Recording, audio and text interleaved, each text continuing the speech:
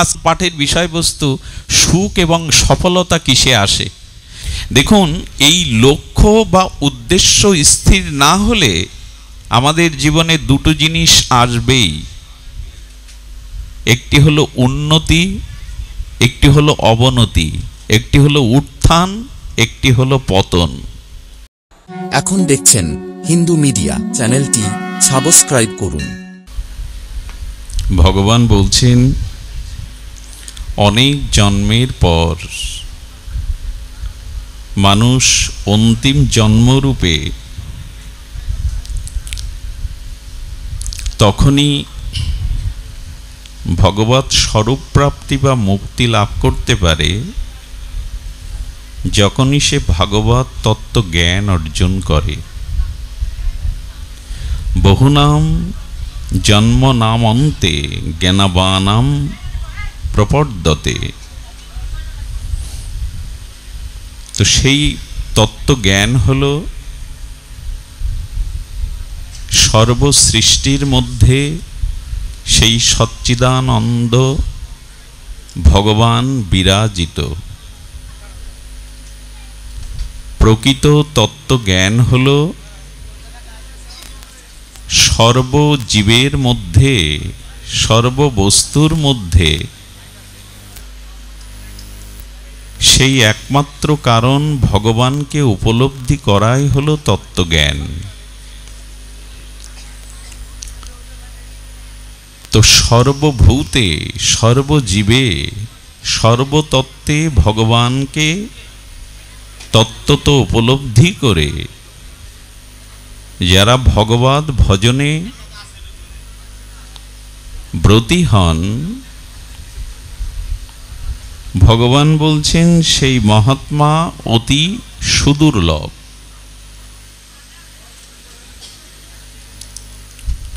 একটু ধ্যান দিন, তত্ত্বত ভগবানকে জানা আর তত্ত্বত ভগবানকে জেনে ভগবানের ভজন করা ব্যক্তি বা মহাত্মা জগতে সুদুর্লভ, সুলভ নয়।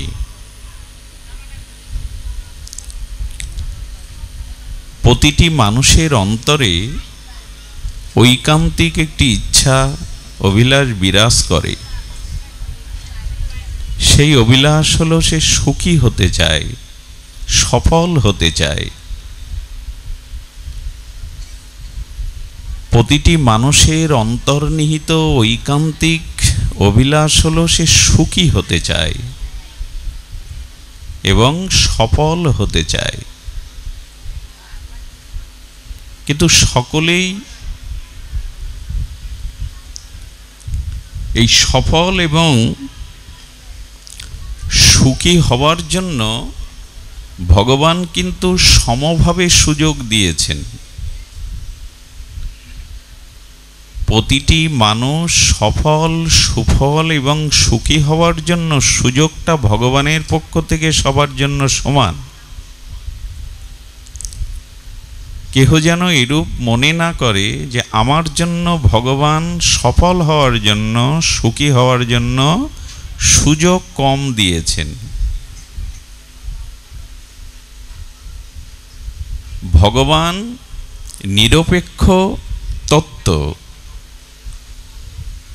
সেই অমৃতের পুত্র হিসাবে সকলকে সুখী সফল করবার জন্য ভগবান সমভাবে তাকে সুযোগ দিয়েছে। যেমন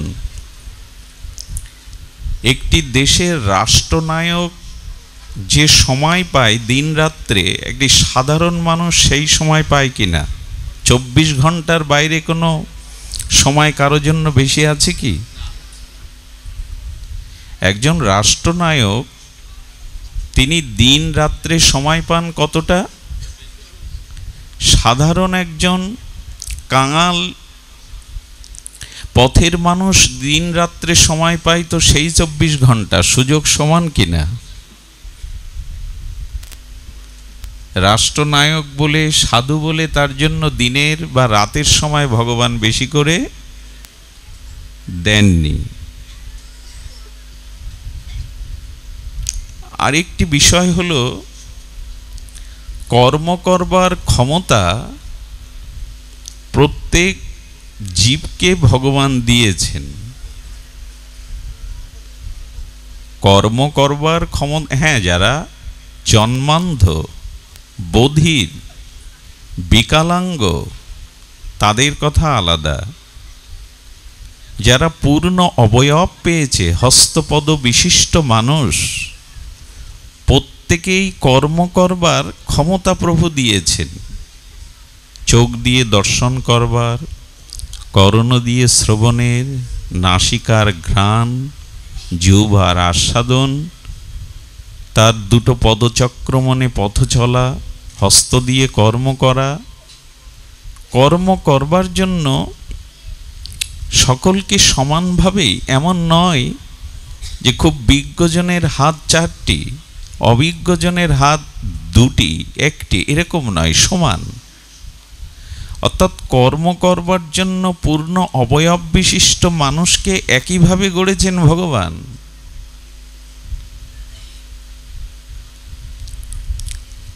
এজন্য সময় সকলকে সমান দিয়েছেন। কর্ম করবার মতো ইন্দ্রিয়গুলি, কারো 4টে চোখ, কারো 3টি কর্ণ, এরকম না, সমান দিয়েছে কর্ম আর কর্মেন্দ্রিয়, জ্ঞানেন্দ্রিয়গুলো, কারো কম বেশি নয়। আচ্ছা, বুদ্ধি বা বিদ্যা, বুদ্ধি প্রতিটি প্রাণীকে ভগবান দিয়েছেন। বিচার ভগবান প্রত্যেককেই দিয়েছেন। এখানে সফল বা সুখী হওয়ার জন্য প্রয়োজন কি? 24 ঘন্টা দিনরাত সকলের জন্য সমান, তার কর্মেন্দ্রিয় জ্ঞানেন্দ্রিয় সকলের সমান। প্রত্যেকটি প্রাণীর মধ্যে ভগবান বিচার দিয়েছেন, বিবেক দিয়েছেন, এবং তার মধ্যে বুদ্ধি দিয়েছেন, কোনো বস্তুর অনুভব করবার বুদ্ধি দিয়েছেন। সকলে কেন সফল হতে পারবে না?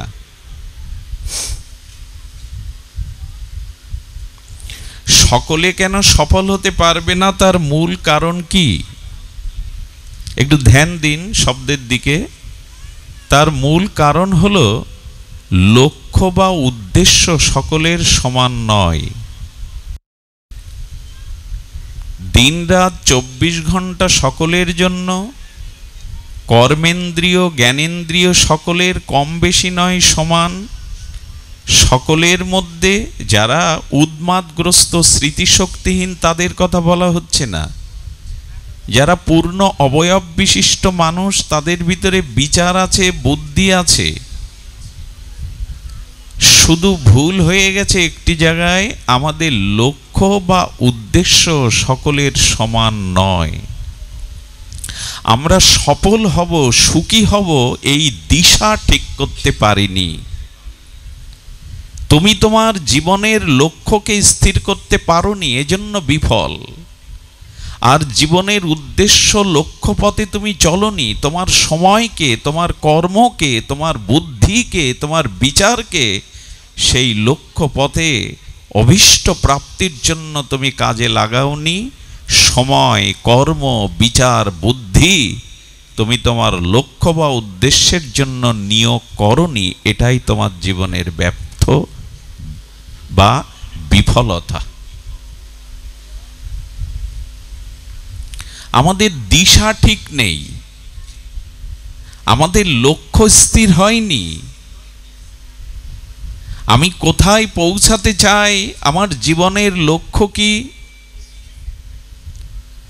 এটি যদি নির্ণয় না হয় তো পথে শুধু চলতেই আছেন, লক্ষ্য নেই। লক্ষ্য শূন্য, লক্ষ্য বাসনা ছুটিছে গভীর আধারে। লক্ষ্য নেই, আর আছে লক্ষ্য কামনা বাসনা। লক্ষ্য শূন্য, লক্ষ্য বাসনা ছুটিছে গভীরে আধারে। আমরা আধার পথেই যাত্রী, কারণ আমাদের লক্ষ্য স্থির আমরা করতে পারিনি। দেখুন, এই লক্ষ্য বা উদ্দেশ্য স্থির না হলে আমাদের জীবনে দুটো জিনিস আসবেই। একটি হলো উন্নতি, একটি হলো অবনতি, একটি হলো উত্থান, একটি হলো পতন। বোঝা যায় কি? যার জীবনে লক্ষ্য স্থির হয়নি, আস্তে, যার জীবনে লক্ষ্য স্থির হয়নি, উদ্দেশ্য স্থির হয়নি, তার জীবনে এই লক্ষ্য এবং উদ্দেশ্য যার যথার্থ হয়েছে তার উন্নতি অবধারিত, যার লক্ষ্য উদ্দেশ্য স্থির হয়নি তার অবনতি অবধারিত। এই জন্য ভগবান বলেছেন, উদ্ধারে তো আত্মানা ন আত্মা অবসাদয়েত। নিজের উদ্ধার নিজে করো, আত্মাকে অবসাদ হতে দিও না। শ্রীমদ্ ভগবদ গীতার সার্বভৌম শাস্ত্রের ভগবানের দিব্যবাণী। তুমি তোমার উদ্ধারের কর্তা, তুমি নিজেকে উদ্ধার করো। আত্মার অবসাদ হতে দিও না, নিজের পতন এনো না। উদ্ধারিত আত্মনা ন আত্মা অবসাদয়েত। তুমি নিজেকে উদ্ধার করো। কিন্তু আজ আমরা সেই লক্ষ্য শূন্য, উদ্দেশ্য শূন্য। জীবনে কারো যদি লক্ষ্য হয় যে ভোগ বিলাস, বৃত্ত বৈভব, মান সম্মান, এই প্রপঞ্চময় জগৎকে ভোগ করা, তার অবনতি অবশ্যম্ভাবী। এই জন্য যুদ্ধ একটাই, কুরুক্ষেত্র। কিন্তু এক পক্ষ বিজয়ী, এক পক্ষ পরাজিত। কৌরবরা পরাজিত পাণ্ডবদের বিজয়ী কেন? পাণ্ডবদের জীবনে একটি আদর্শ ছিল, লক্ষ্য ছিল এই যুদ্ধের। কিন্তু কৌরবদের ছিল এই যুদ্ধ শুধু ভোগের, ক্ষমতার, অভিমানের, দম্ভের, অহংকারের। জীবনটাও তো যুদ্ধ। পৃথিবীর সবথেকে বড় যুদ্ধ হলো জীবন যুদ্ধ। সেই জীবন যুদ্ধে তুমি জয়ী হবে কি, বিজয়ী হবে কি, তোমার পরাজয় হবে, এটা তোমার উদ্দেশ্যের উপরে নির্ভর করছে। আমাদের উদ্দেশ্যই ঠিক নয়, কোথায় পৌঁছাতে চাই জানি না।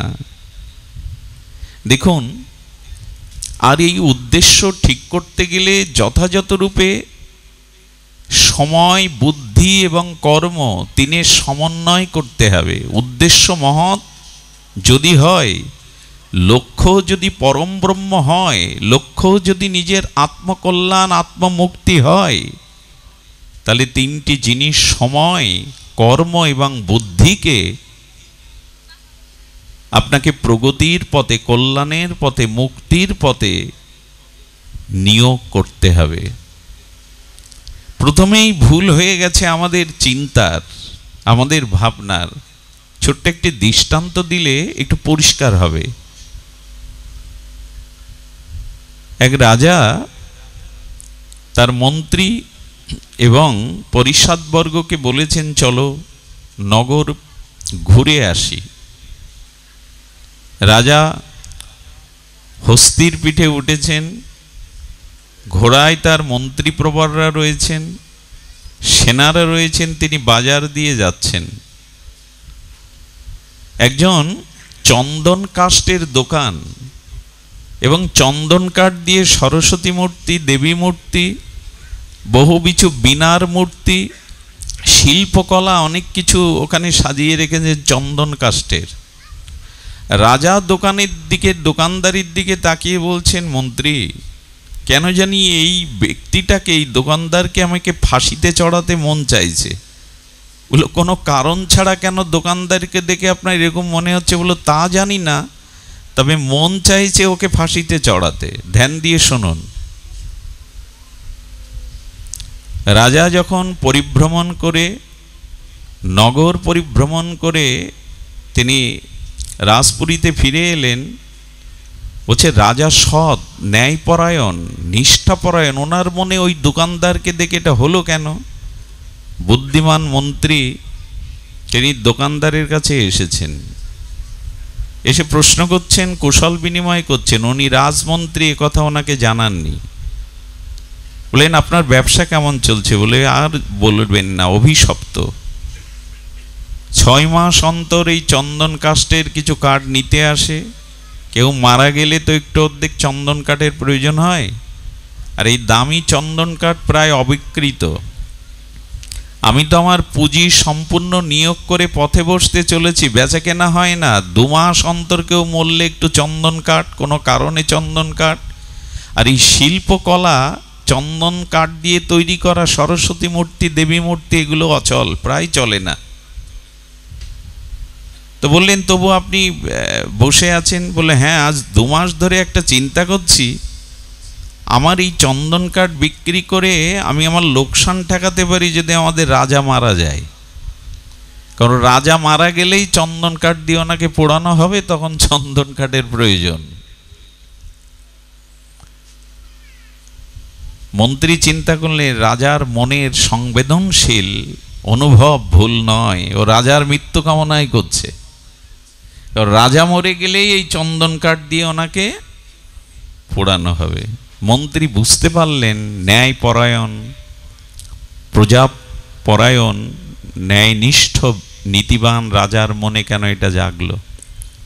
দেখুন, যার মনের মধ্যে যেরূপ ভাব আছে, তাকে দেখলে স্বচ্ছ হৃদয়বান মানুষেরও সেই জায়গায় তো ভাবনাটা ধরা পড়ে। এর একটা দৃষ্টান্ত হলো, স্বচ্ছ কাচের মধ্যে একটা প্রদীপ জ্বালবেন। স্বচ্ছ কাচের মধ্যে একটা প্রদীপ জ্বাললে তার আলোটা শুধু ভেতরে না, কাচ ভেদ করে বাইরেও প্রকাশ হয় কি না। কিন্তু অন্য কোনো প্লাস্টিক বা অন্য কোনো কাঠ দিয়ে ঘেরা বস্তুর মধ্যে যদি আলো জ্বালেন, প্রকাশ হবে কি? হবে না। তেমনি সৎ বা ধ্যাননিষ্ঠ, জ্ঞাননিষ্ঠ, হৃদয় স্বচ্ছ, ন্যায়পরায়ণ, আদর্শবান কোনো ব্যক্তি কারোর দিকে চাইলেই তার ভেতরটা পড়ে ফেলতে পারে। এরকম নয় তিনি জ্যোতির্বিদ্যা জানেন, অলৌকিক কিছু জানেন, এরকম না। এই জন্য খুব মহাত্মা, খুব জ্ঞানী, খুব ভজনানন্দী মহাপুরুষের কাছে গিয়ে খুব বকবক করতে নেই, খুব নিজের কথা বলতে নেই। এখানে দীক্ষা নিয়েছি, এত নাম জপ করি, তীর্থে যাই, চুপচাপ বসে পড়তে হয়। ওনারা আপনাকে দেখেই বুঝে ফেলেছেন, পড়ে ফেলেছেন আপনার ভেতরটা কি। কোনো মহাপুরুষের সামনে গিয়ে খুব বেশি কথা বলবেন না। উনি যেটা ভালোবাসেন, যদি জয় নিতাই ভালোবাসেন, হরে কৃষ্ণ ভালোবাসেন, জয় রাধে ভালোবাসেন, বলে বসে পড়বেন। তারপরটুকু ওনার উপরে ছেড়ে দিবেন। প্রভু আমি চেষ্টা করি গীতা পাঠ করবার, আমি লক্ষ্য নাম নেওয়ার, নির্জল একাদশী করবার, এইসব ওনাদের সামনে বলবেন না। ওনারা কাচের ভেতরের প্রদীপের মতো, বাইরে দেখতে পান। তো মন্ত্রী চিন্তা করেছেন, তাই তো রাজার এমন চিন্তা হওয়ার কারণ, তো রাজার মৃত্যু চিন্তাই 2 মাস ধরে ধ্যান করছে। তখন বলছে আপনার এই সরস্বতী মূর্তিটা কত? মূল্য দিয়ে কিনে যেভাবে উপহার দেয়, উনি সুন্দর করে পরিপাটি করে উপহার দেওয়ার মতো মুড়িয়ে রাজার কাছে গেছেন। রাজার কাছে গিয়ে বলছেন, মহারাজ আপনি চলে আসার পরে ছদ্মবেশে আমি ওই দোকানদারের কাছে গিয়েছিলাম। তো আপনি বললেন দোকানদারকে ফাঁসি দিতে আপনার মন চাইছে, কারণে আমি যাওয়ার পরে তার সাথে কথা বলি। কথা বলার পরে উনি আপনার কথা শুনে অত্যন্ত প্রসন্ন হয়ে উনি ঢেকে গেলেন। অত্যন্ত প্রসন্ন হয়ে উনি আপনাকে কিছু চন্দন কাঠ আর এই সরস্বতী মূর্তিটা উপহার দিয়েছেন। সরস্বতী মূর্তিটা দেখে খুব প্রসন্ন হলেন, চন্দন কাঠ দেখে আরো প্রসন্ন হলে বললেন, আমাকে যদি উপহার পাঠায় আমারও তো একটা কর্তব্য আছে, চলো দোকানে গিয়ে আনুষঙ্গিক যা কিছু আছে কিছু কিনে আনতে হবে। তো সেই ভাস্কর্যগুলো, দেবী মূর্তিগুলো, চন্দন কাঠগুলো বহুবিধ টাকা দিয়ে, যা 2-4 বছরে কেনা বেচা না হয়, সব রাজা যেহেতু উপহার দিয়ে এসে প্রসন্ন করে কিনে নিয়ে গেলেন। বলবার তাৎপর্য কি?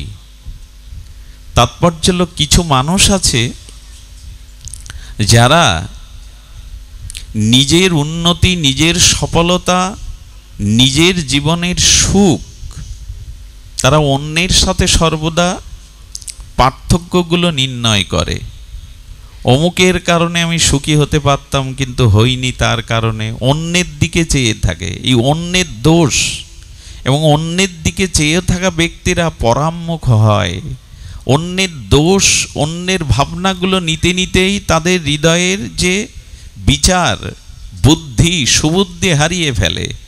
তাই জীবনে অন্যের দিকে তাকিয়ে অন্যের সাথে নিজেকে পরিমাপ না করে স্বাতন্ত্র বুদ্ধিতে একটা আদর্শের পথে নিজেই চলুন। আচ্ছা, ওই একই দোকানদার যিনি মৃত্যু কামনা করছিলেন তিনি এখন রাজার প্রশংসা করছেন। মাঝখানে যিনি এই কাজটা করিয়ে দিলেন তিনি মন্ত্রী। কিছু লোক জগতে আছে যারা এই ভ্রম দূর করে সকলের মাঝে একটা প্রেরণা, একটা শুভ বুদ্ধি, একটা শুভ চিন্তা আনায়ন করে। এই মাঝখানের ব্যক্তিটাই হলো জগতে সাধুগুরু বৈষ্ণব। তাদের সংস্পর্শে গেলে তারা ত্রুটিগুলো, ভুলগুলো, ভাবনাগুলো পরিবর্তন করে দেয়। যিনি রাজার মৃত্যু কামনা করছিলেন তিনি এখন রাজার কল্যাণ কামনা করছেন, দীর্ঘায়ু কামনা করছেন। আর যে রাজা মনে করেছিল তাকে মৃত্যুদণ্ড দেওয়া উচিত, সেই ভাবনার পরিবর্তন হয়ে তাকেই সে সম্পদশালী করে দিল। মাঝখানে এই মন্ত্রীপ্রবর তিনি ভূমিকা রাখলেন। তো জীবনের উদ্দেশ্য এই পরনিন্দা, পরচর্চা, পরের উন্নতি দেখে হৃদয়ে জ্বালা সৃষ্টি হওয়া, পরের প্রশংসা শুনে পরের উন্নতি দেখে হৃদয়ে দুঃখ আসা, যন্ত্রণা আসা, এইগুলি দূর করতে গেলে মাঝখানে সাধুগুরু বৈষ্ণব বা সাধুসঙ্গ হরিকথার একান্তই প্রয়োজন, যার দ্বারা মানুষ নিজের লক্ষ্য উদ্দেশ্যকে সুন্দর করতেই পারে। এই জন্য আপনাদের কাছে বিশেষ অনুরোধ,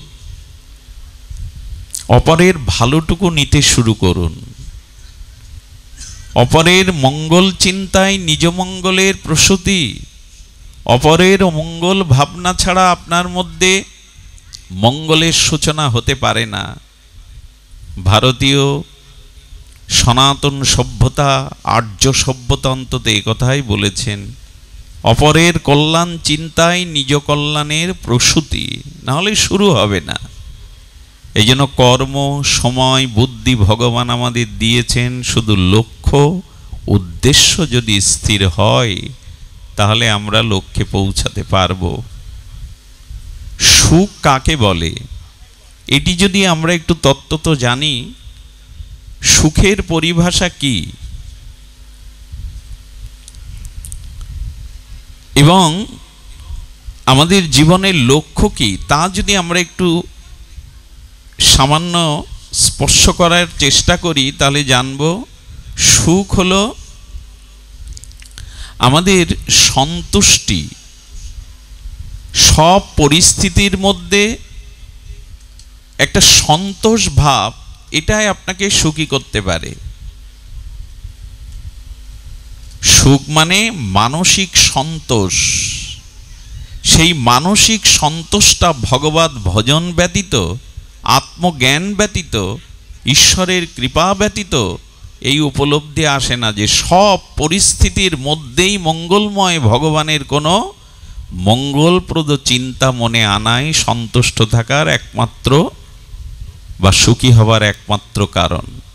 সকল পরিস্থিতি অনুকূল বা প্রতিকূল, এই পরিস্থিতিগুলোর মধ্যে নিজেকে সন্তোষ রাখা, প্রসন্ন রাখা, একে আর মুখে বললে হবে?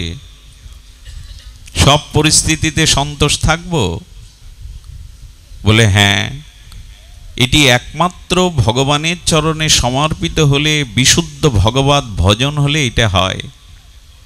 দ্রৌপদীর বস্ত্রহরণের সময় ভীম, অর্জুন, নকুল, সহদেব ক্রোধান্বিত হয়ে ফুলে উঠেছিল, চেয়েছিল ধর্মরাজ যুধিষ্ঠিরের দিকে আদেশ নিতে। যুধিষ্ঠির স্থির। যখন যুধিষ্ঠির শব্দের অর্থ হলো যুদ্ধে যিনি স্থির। কি বলা হলো? যুদ্ধে যিনি স্থির তিনি যুধিষ্ঠির। তো আপনারা জানেন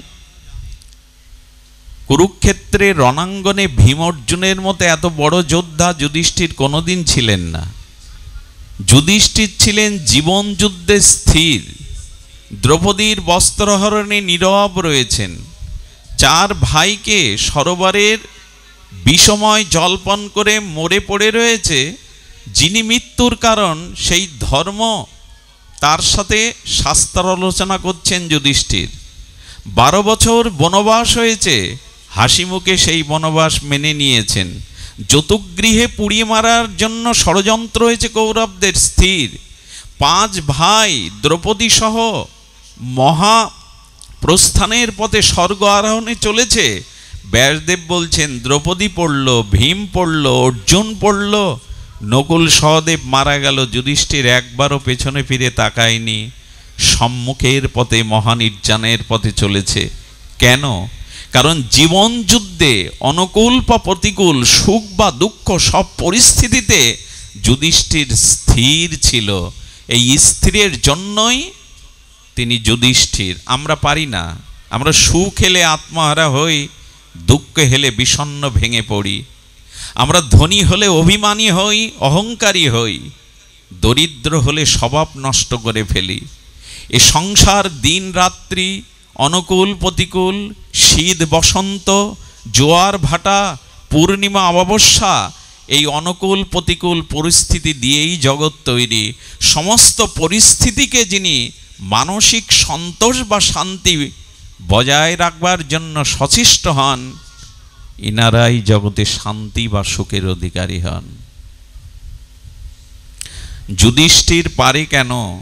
কারণ যুধিষ্ঠির একটি তার মন্ত্র, সেটি হলো গোবিন্দ আমি তোমার, আমার যা কিছু তোমাকে সমর্পণ করেছি, তাই তোমার থেকে আমার জীবনে যে পরিস্থিতি আসছে সেই পরিস্থিতি আমার জন্য মঙ্গলের।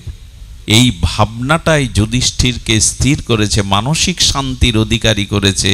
প্রভু সবই তোমার দেওয়া, দুঃখটা তোমার দেওয়া, সুখও তোমার দেওয়া, মান তোমার দেওয়া, অপমানও তোমার দেওয়া। সুখ দুঃখ, অনুকূল প্রতিকূল, শীত বসন্ত, এটি মেনে নেওয়াই মানসিক শান্তি বজায় সুখ পাওয়ার একমাত্র উপায়, যেটা যুধিষ্ঠিরের মতো ধার্মিকগণ, তত্ত্বজ্ঞগণ, ভগবানের সমর্পিতগণ পেরেছেন। আমরা পারিনি, তাই আমরা অনুকূল প্রতিকূল অবস্থাতে কখনো সুখী কখনো দুঃখী, এই দোদুল্যমান আমাদের জীবন।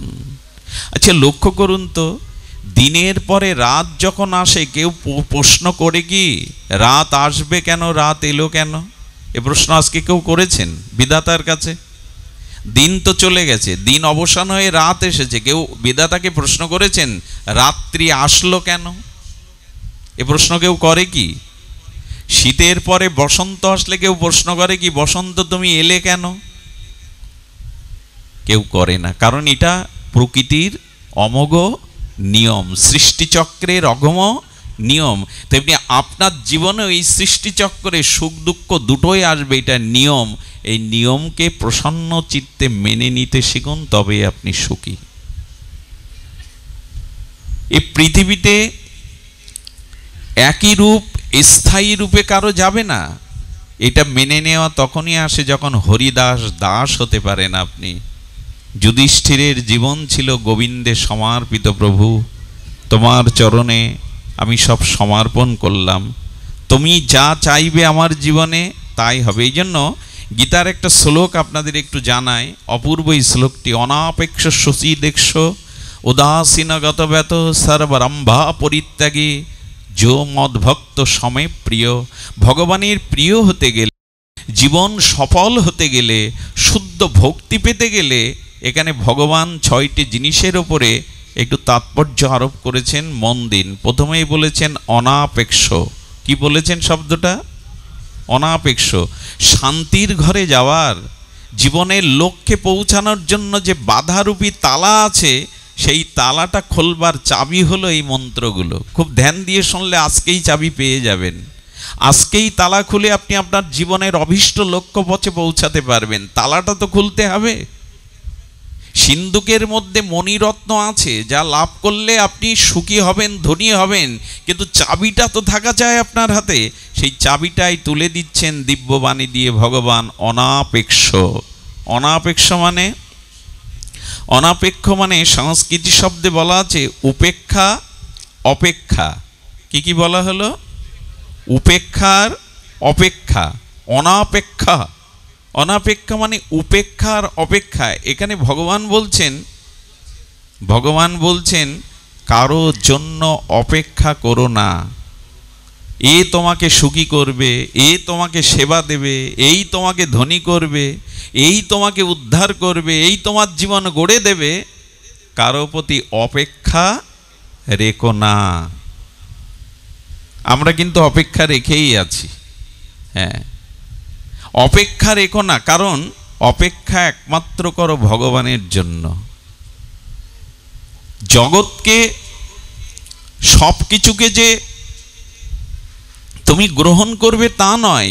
ভক্তি বিরোধী, শান্তির বিরোধী, আনন্দ বিরোধী বিষয়গুলো উপেক্ষা করো, কিন্তু অপেক্ষা কারো প্রতি করো না। গোবিন্দ বলছেন অপেক্ষাটা শুধু আমার জন্যই করো।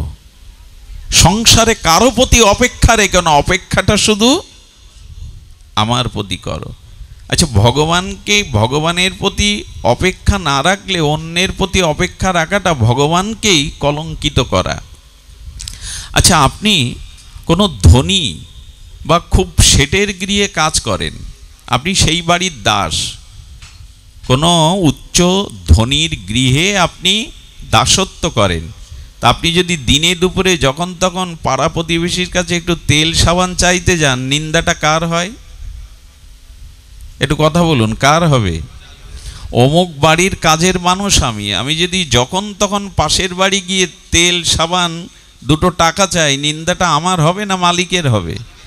গোবিন্দ বলছেন তুমি আমার উপরে ভরসা করো, তুমি আমারই, মামই বংশ, আমার অংশ, অমৃতের পুত্র তুমি। এ পৃথিবীতে তোমাকে শ্রেষ্ঠ করে পাঠিয়েছি আমি, তুমি কেন আমাকে বাদে অন্যের কাছে অপেক্ষা করছো? এটা যে আমার কলঙ্ক। স্বয়ং ভগবানের প্রতি আমাদের অপেক্ষা নাই, অন্যের প্রতি অপেক্ষা। এইটা অর্জুন পেরেছিল।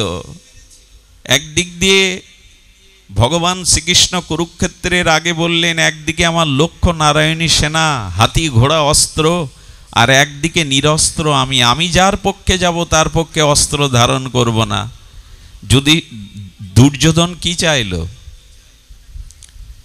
যে কৃষ্ণ কুরুক্ষেত্রে অস্ত্র ধারণ করবে না, ওরকম ব্যর্থ একজন মানুষকে রেখে আমি কি করব?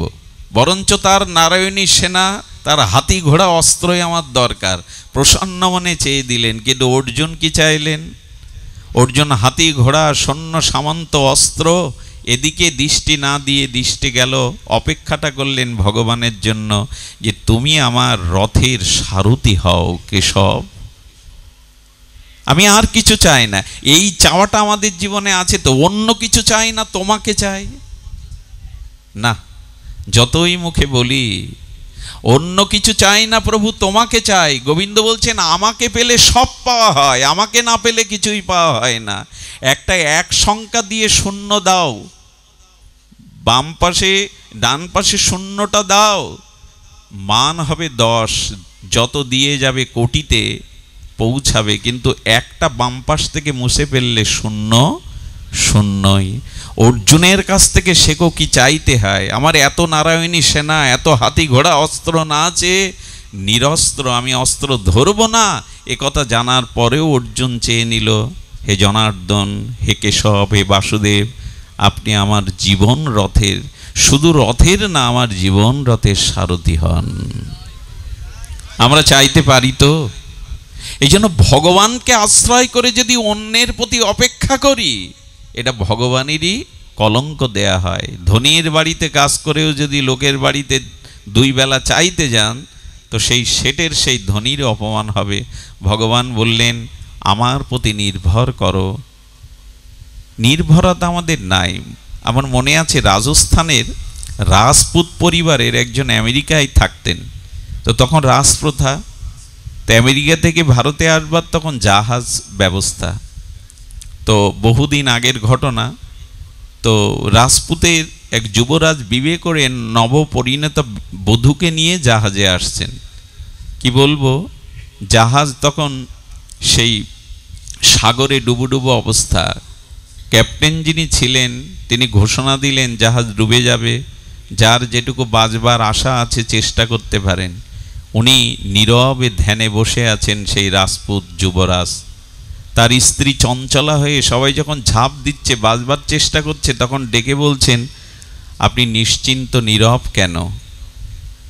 উনি কোনো উত্তর না দিয়ে ওনার তলোয়ার কানা ধারালো তলোয়ার বের করলেন। তলোয়ার বের করে ওনার স্ত্রীর গলে যখন ধরেছে, ধরে বলছে, তোমার ভয় হচ্ছে কি? বলে, না, হাসি পাচ্ছে, ভয় না। বলে, কেন? তোমার গলে যদি কেউ অস্ত্র ধরে, তলোয়ার ধারালো, ভয় করে না? বলে, অন্য কেউ ধরলে ভয় করতো, কিন্তু তুমি তো আমার স্বামী, তুমি আমার ক্ষতি করতে পারো না, এই বিশ্বাস তো তোমার উপরে আছে। বলে, গলায় ধারালো তলোয়ার ধরলেও যদি তুমি ভয় না পাও যে আমি তোমার স্বামী, আমি তোমার অমঙ্গল করতে পারি না, তবে এই ঝড়ের মধ্যে মৃত্যুর মুখে দাঁড়িয়ে আমার একজন বিশ্বাসী মানুষ আছে, আমি তার উপর নির্ভর করেছি, আমার ভয় নেই, তিনি আমাকে বাঁচাবেন, তিনি আমাকে রক্ষা করবেন। সে যাত্রায় উনি বেঁচেছিলেন। নির্ভরতাটা, অপেক্ষাটা ভগবানের জন্যই করুন। কুরুক্ষেত্রের অর্জুন জয়ী হতে পারে না, বিশ্বজয়ী অর্জুন হতে পারে না, ভগবানের প্রতি অপেক্ষা করেছেন বলেই, নির্ভর করেছেন বলেই তিনি জয়ী। আমাদেরও জীবন যুদ্ধে সব আছে, অর্থ আছে, সম্মান আছে, বাড়ি গাড়ি আছে, বিদ্যা আছে, নেই শুধু আমাদের জীবনের সারথি রূপে ভগবান। আমার হাত ধরে তুমি নিয়ে চলো সখা, আমি যে পথ চিনি না। এই জীবন, এই দেহরথ, এই জীবন কুরুক্ষেত্রের যুদ্ধে ভগবানের হাতে সঁপে দিন পরিচালনার ভার। এটাই আমাদের ব্যর্থতা, অনাপেক্ষ। গোবিন্দ বলছেন, আর কারো প্রতি অপেক্ষা রেখে না, কারণ কেউ সামর্থ্য নাই। গুরু মহারাজ বললেন, এক গ্রামে যদি 50 ঘর বাস করে আর তারা যদি সবাই ভিখারি হয়, ওই পাড়ায় ভিক্ষা চাইতে গেলে পাওয়া যাবে তো? যদি একটা পাড়ায় সকলেই ভিখারি হয় তো ওখানে ভিক্ষা চাইতে গেলে পাওয়া যাবে তো? পাওয়া যাবে না, কারণ সবাই ভিখারি। তেমন শাস্ত্র বলছেন, জীব আর একটা জীবকে কি করতে পারে? জীবের সাধ্য কতটুকু? জীব আরেকটি জীবকে প্রকৃত কল্যাণ করতে পারে না। কল্যাণ চিন্তা করতে পারেন, তার মঙ্গল চিন্তা করতে পারেন, কিন্তু জীবের সাধ্য কি? এই জন্য ভগবান বললেন, অহেতুক কল্যাণ গুণপেতক সর্বসমর্থময় ভগবানই পারেন, সমর্থ তিনি। এই জন্য প্রথমেই বলছেন, অনাপেক্ষ অর্জুন, কে আমার ভক্ত, কে আমার প্রিয়, যে সর্ব অবস্থায় আমার দিকেই অপেক্ষা করে থাকে, অন্যের দিকে নয়। এটাই কি হয়েছে আমাদের জীবনে? তার দিকে লক্ষ্য করেই জীবন চলা, তার প্রতি নির্ভর করা। আমার মনে পড়ে, কাশীতে একজন ভক্ত ছিলেন ভগবান শঙ্করের। দেখুন, কারো প্রতি অপেক্ষা নেই, তিনি অযাচক বৃত্তিতে ছিলেন। ভগবান শঙ্করের ভজন করতে না চিরকাল ভজনানন্দীদের যা হয়, ঘরে চাল নেই, সন্তানরা না খেয়ে চিৎকার করছে। কি বলবো আপনাদের, একদিন হাঁড়ি জ্বলেনি, 2 দিন যেদিন হাঁড়ি জ্বলেনি, মা খালি জল জাল দিচ্ছে সন্তানদের সান্ত্বনা দেওয়ার জন্য, অন্ন নামলেই তোদের ক্ষুধার অন্ন দেব। ধ্যানস্থ তাকে গিয়ে বলছেন, কি গো, বসে বসে ধ্যান করছো? ছেলে মেয়েরা যদি মায়ের কাছে ক্ষুধায় অন্নের কাতর হয়ে চায়, আমি মা হয়ে মুখ দেখাবো কি করে? বলেন, শান্ত থাকো, শান্ত হয়ে যাও। ভগবান শঙ্করকে আমি জানাতে পারবো না, তুমি আমায় কিছু দাও। আমি যে তার উপরে আত্মসমর্পণ করে বসে আছি। কাউকে বলেন না, ভগবানকেও জানান না। 3য় দিন প্রভাতে সূর্য উদয়ের সাথে সাথে একজন পিয়ন এলেন, বলেন, এটা সই করে দিন। সই করে দিয়ে ওদের 2000 টাকা তৎকালীন সময়, বললেন, এটা দিন। বলে, কে পাঠিয়েছে, দাম কি? বলে, কলকাতা থেকে এক শেঠ পাঠিয়েছেন, আপনি সই করে দিন। শেঠের কাছে টেলিগ্রাম করা হলো, আপনি এই টাকা কেন আমাকে পাঠিয়েছেন? আমি তো আপনার কাছে কোনো বিজ্ঞপ্তি জানাইনি, প্রার্থনা জানাইনি। বললেন, ভোরবেলা ভগবান শঙ্কর স্বপ্নেতে বললেন, আমার মন্দির করে কি করবি? কাশীতে আমার এক ভক্ত বড় অভাবী, যা কিছু অর্ঘ্য পাঠিয়ে দে, তার ঘরে উপচার পাঠিয়ে দে। এই জন্যই তো আমি। উনি 2 দিন অপেক্ষা করেছেন। আজও ঘটে এইসব ঘটনা। আজও ঘটে। আমার এক ভাগবত আচার্যের কথা মনে পড়ে, ইনি বৃন্দাবনেই ছিলেন। ছোটবেলা থেকে ভাগবতকে খুব ভালোবাসতেন, ওই সবসময় ভাগবত নিয়ে পড়ে থাকতেন। পয়সা কড়ি কারো কাছে নিতেন না পাঠে, ওই ভাগবত ভাগবত সবসময়, সেই সকাল হবে 11টা পর্যন্ত ভাগবত। তাকে বিয়ে দেয়া হলো, স্ত্রী এসে দেখলো একজন অকর্মণ্যর হাতে পিতামাতা দিয়েছে। হ্যাঁ, ভাগবতই তার সব, সংসার তার সব নয়। অভাবের তাড়নায় স্ত্রী পরের বাড়িতে ঝিয়ের কাজ নিল, দাসীর কাজ নিল। 10 বছর সংসার জীবনে 2টি সন্তান হলো, অভাব আরও দেখা দিল। কিন্তু স্ত্রী এই রমণী সতী সাধ্যী, তিনি লোকের বাড়িতে ঝিগিরি করে দাসীর কাজ করে সংসার চালাতে লাগলেন। এক মধ্যাহ্নে দুজন পরম বৈষ্ণব এসে, মহন্ত এসে ঘরেই প্রবেশ করে বলছেন, মা বড় ক্ষুধার্ত, আমাদের কিছু প্রসাদ দাও। সেদিন তার পাত্রে কোনো প্রসাদ ছিল না, দুমুঠো অন্ন ছিল না। চোখের জলে সাধুদের ক্ষমা চেয়েছিলেন। সাধুরা অভুক্ত অবস্থায় চলে যাওয়ায় ইনি বড় ব্যথিত হয়েছিলেন। ঠাকুর ঘরে গিয়ে ভাগবত তুলেই মাথায় আছাড় মারলেন স্বামীর, বেরিয়ে যাও, আজ তোমার কারণে আমার গৃহ থেকে অতিথি না, দুজন সাধু অবৈষ্ণব 2টো অন্ন না পেয়েই ফিরে গেল। এত বড় ব্যর্থ আমার জীবন, হয়তো মরো, সাগরে ঝাঁপ দিয়ে, নদীতে ঝাঁপ দিয়ে মারো, এই মুখ কাউকে দেখিও না। ভাগবত মাথায় যখন আঘাত করেছে, সাধু তো স্ত্রীর মর্মব্যথা উপলব্ধি করে ভাগবতটা বুকে নিয়েই আর যমুনার ধারে গিয়ে বসেছেন। কি বলবো আপনাদের, কিছুক্ষণ পর যেটা ঘটে গেল বিস্ময়কর ঘটনা। এক কিশোর মূর্তি মাথায় করে ঝুড়িতে লাল কাপড় দিয়ে ঢেকে আর গেলেন সেই ভাগবত আচার্যের স্ত্রীর কাছে, মা মা এটা ধরো তো। সেই তার স্ত্রী বলছেন, ধরবার আগে বলো তুমি কে? বলো, আমার পরিচয় আমি পরে দিচ্ছি মা, এটা আগে ধরো তো। মাথা থেকে নামা পর দেখে ওর মধ্যে সব হীরা মুক্তা, সোনার দানা, কিছু অর্থ। বলেন, এগুলো কে তোমাকে পাঠিয়েছে? এগুলো আমার ঘরে কেন? বলে, ওগুলো দিতে এসছি মা। কেন দিতে এসছো তুমি? কে তুমি? বলো, মা তোমার যে পতিদেবতা আজ 30 বছর ধরে আমার বাড়িতে মজুরি খাটে, কিন্তু সে কোনোদিন দক্ষিণা নেয়নি, মজুরি নেয়নি, তাই তার 30 বছরের মজুরি আজ আমি মিটাতে এসেছি। জানি ঘরে অভাব, সে জমা রেখেছে, তারই মজুরি খাটা সম্পদ আজ আমি তোমার ঘরে দিতে এসেছি। আর স্বয়ং ভগবান জানাতে এলেন, আমার উপরে নির্ভর করে, আমার ভজন করে সে যেটুকু পূর্ণ ভক্তি অর্জন করেছে, আজ আমি সেটা দিতে এসেছি, এটা তার পাওনা। ওটা পেয়ে চোখে জল এসে গেছে। এমন মানুষকে মারলাম, ভেতরে ভেতরে সে কর্ম করে, রুজি রোজগার করে, আমাকে জানায়নি একদিনও, অকর্মণ্য বলে ভাগবত ভালোবসে তাকে মারলাম। ছেলেদের পাঠিয়েছে, বাবাকে ডেকে আনার পরে বললেন, ওগো ক্ষমা করে দিও, তোমার ভাগবতকে আঘাত দেওয়া উচিত হয়নি। তুমি যে ভেতরে ভেতরে কর্ম করেছো, সকলের কথা ভেবেছো, উপার্জন করেছো, আমাকে কেন জানাওনি? এই দেখো তোমার মহাজন আজ বাড়িতে বয়ে তোমার সারা জীবনের উপার্জনিত ধন সম্পদ দিয়ে গেছে।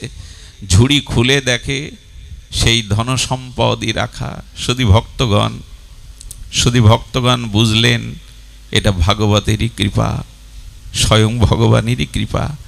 অপেক্ষা আজও তার প্রতি করতেই হবে। এই জন্য ভগবান বললেন, অনপেক্ষ, আমার প্রতি নির্ভর করো, নির্ভয় হও। আমার প্রতি নির্ভর করা মানুষ অকর্মণ্য হতে পারে না, অলস হতে পারে না। পৃথিবীতে ভক্তরা কোনোদিন যারা ভজনের সাধনের দ্বারা পরম লক্ষ্যে পৌঁছাতে চায়, তারা অলস হতে পারে না। এই জন্য অনপেক্ষ, আমার উপরে নির্ভর করে ভগবত কর্ম করো, সৎকর্মে রত থাকো। চিরদিন ভগবান, মনে আছে আপনাদের অর্জুন মিশ্রের ঘটনা না? ঘরে তো অন্ন নাই, গীতা পাঠ করে চলেছেন, 9ম অধ্যায়ের 22 শ্লোক পড়ছেন, অনন্য চিন্তায়ন্তমাং যে জনা পর্যুপাসতে তেষাং নিত্যাভিযুক্তানাম যোগক্ষেমম বহম।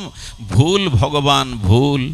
আমি সারা জীবন এই গীতা চর্চা করছি, তোমার চরণে সমর্পিত সংসার করছি, কিন্তু আমার বাড়িতে অন্নযোগ নাই, ছেলে মেয়ে তারা না খেয়ে মরছে। কেটে দিলেন, বহম কেটে দিলেন যে তুমি ভক্তের যোগক্ষেম বহন করো। কেটে দেওয়ার সাথে সাথে গোবিন্দের বুকে রক্তক্ষরণ হয়েছিল।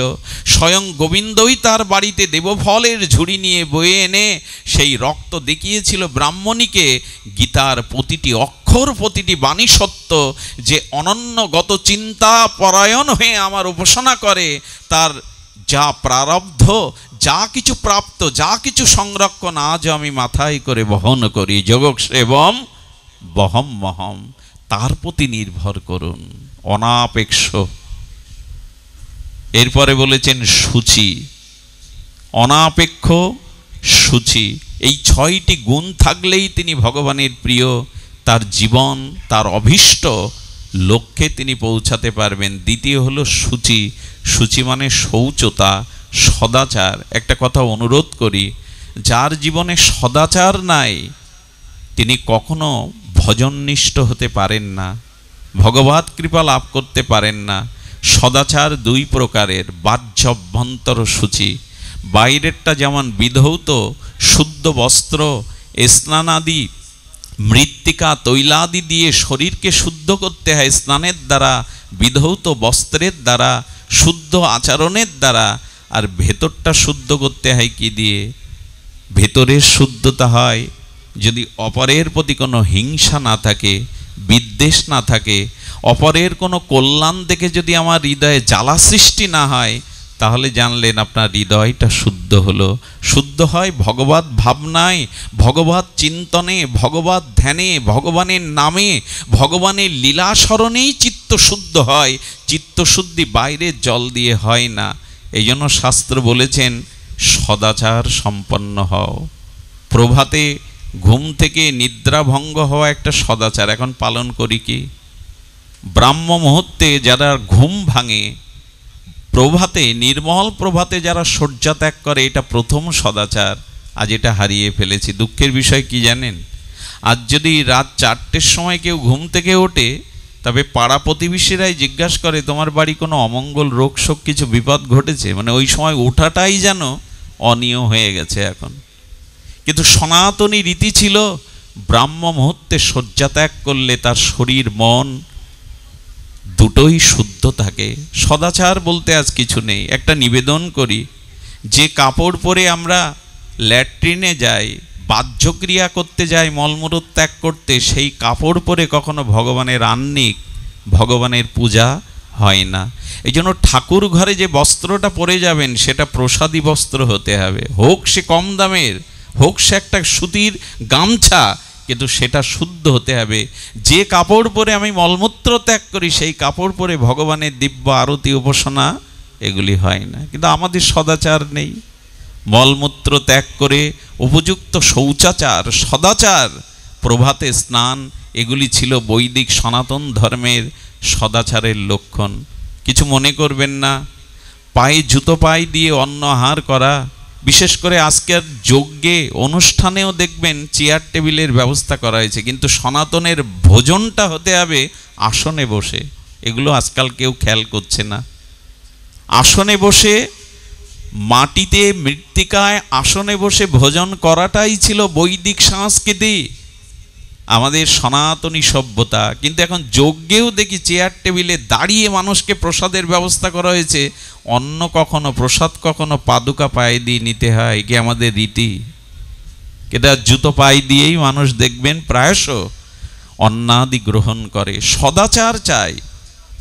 তবে এইটুকু বলবো, আপনি যদি আগুনে কোনো কাপড় দিয়ে দেন, আগুনে কি হবে? কাপড়টা পুড়ে যাবে কিনা? কিন্তু ওই আগুনের উপরে আপনি একটা পাত্র দিলেন, পাত্রে জল দিলেন, জলটা গরম করে যদি কাপড়টা দেন, পুড়বে? কি হবে? বরঞ্চ শুদ্ধ হবে। সরাসরি আগুনে দিলে বস্ত্র পুড়ে যাবে, কিন্তু আগুনের উপর পাত্র, জলটা গরম করে যদি বস্ত্র দেন, তাহলে সে শুদ্ধ হবে। আমার মনে হয় বহু বিদ্যা, বহু জ্ঞান, বহু মন্ত্র আগুনের মতো। ওটা জ্ঞান অগ্নিতে যা কিছু দেন সব ভস্মসাৎ হয়ে যায়। কুরুতে গোবিন্দ বলেছেন জ্ঞানে যা দেওয়া যায় সব ভস্ম হয়ে যায়।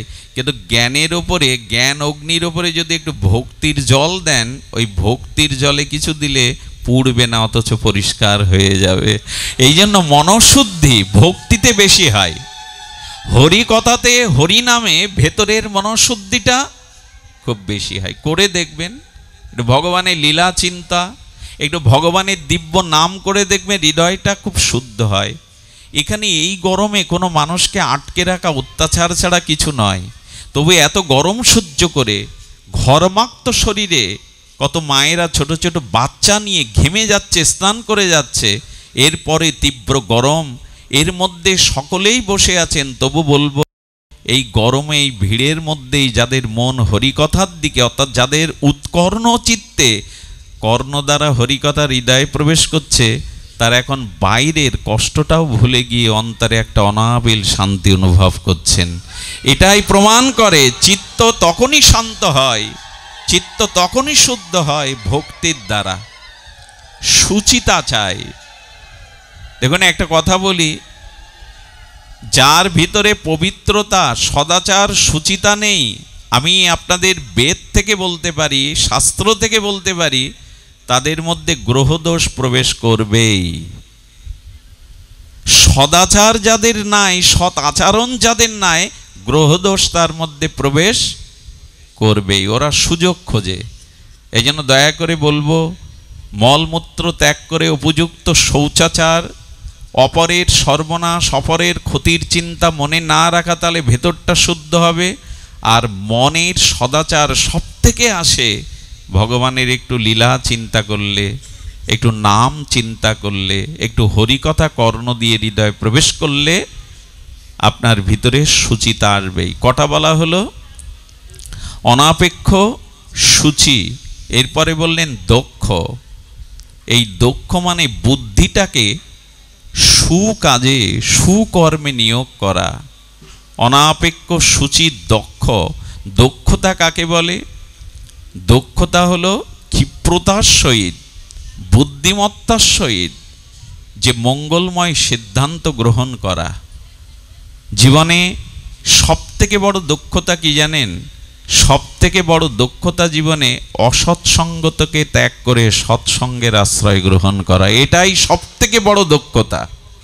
জীবনে যদি এই দক্ষতা অর্জন না করতে পারেন, এই বুদ্ধিটুকু নিয়োগ না করতে পারেন, আপনার জীবনের কল্যাণ, আপনার জীবনের মঙ্গল ধরা দেবে না, কোনো জন্মেই দেবে না। এই জন্য একটা অনুরোধ করি, আপনার বুদ্ধিটাকে সুমেধাটাকে কাজে লাগান। জীবনে যদি বাঁচতেই হয়, চলতে হয়, তবে সৎসঙ্গের আশ্রয়ে বাঁচব। ভগবানের পুত্র, ভগবান সূর্যের পুত্র কর্ণ কত দাতা, কত তেজস্বী, কত বড় বীর, কিন্তু জীবনটাই নষ্ট করে ফেললো শুধু দুর্যোধন আর দুঃশাসনের সঙ্গের কারণে। ভগবানের পুত্র কর্ণ, সূর্যপুত্র কর্ণ, এত বড় ত্যাগী, এত বড় দাতা মহাভারতে অন্য চরিত্রে নাই। অর্জুন কোথায় কর্ণের কাছে? কিন্তু সেই কর্ণের পতনের একমাত্র কারণ জীবনে ভালো সঙ্গ পাননি। কে বলেছিল জানেন দুর্যোধনকে? দ্রৌপদীকে বিবস্ত্র করে তোমার উরুর উপরে বসাও। এই পরামর্শটা কর্ণই দিয়েছিল দুর্যোধনকে। দ্রৌপদীকে বিবস্ত্র করে তোমার উরুর উপরে বসাও, এই পরামর্শটা দিতে পারে কর্ণ? সূর্যের পুত্র হয়ে কুন্তির গর্ভে জন্মে শুধু একটাই কারণে, অসৎসঙ্গকে ত্যাগ করতে পারিনি কর্ণ। আমাদের জীবনও তাই হবে। আরেকটি দৃষ্টান্ত মাঝে মাঝে আলোচনায়, প্রবচনে আসে, সেটা হলো কৈকেয়ীর মতো এমন বিদূষিনী, এমন প্রজ্ঞাবতী মহিলা সুনেত্রাও ছিল না, কৌশল্যাও ছিল না।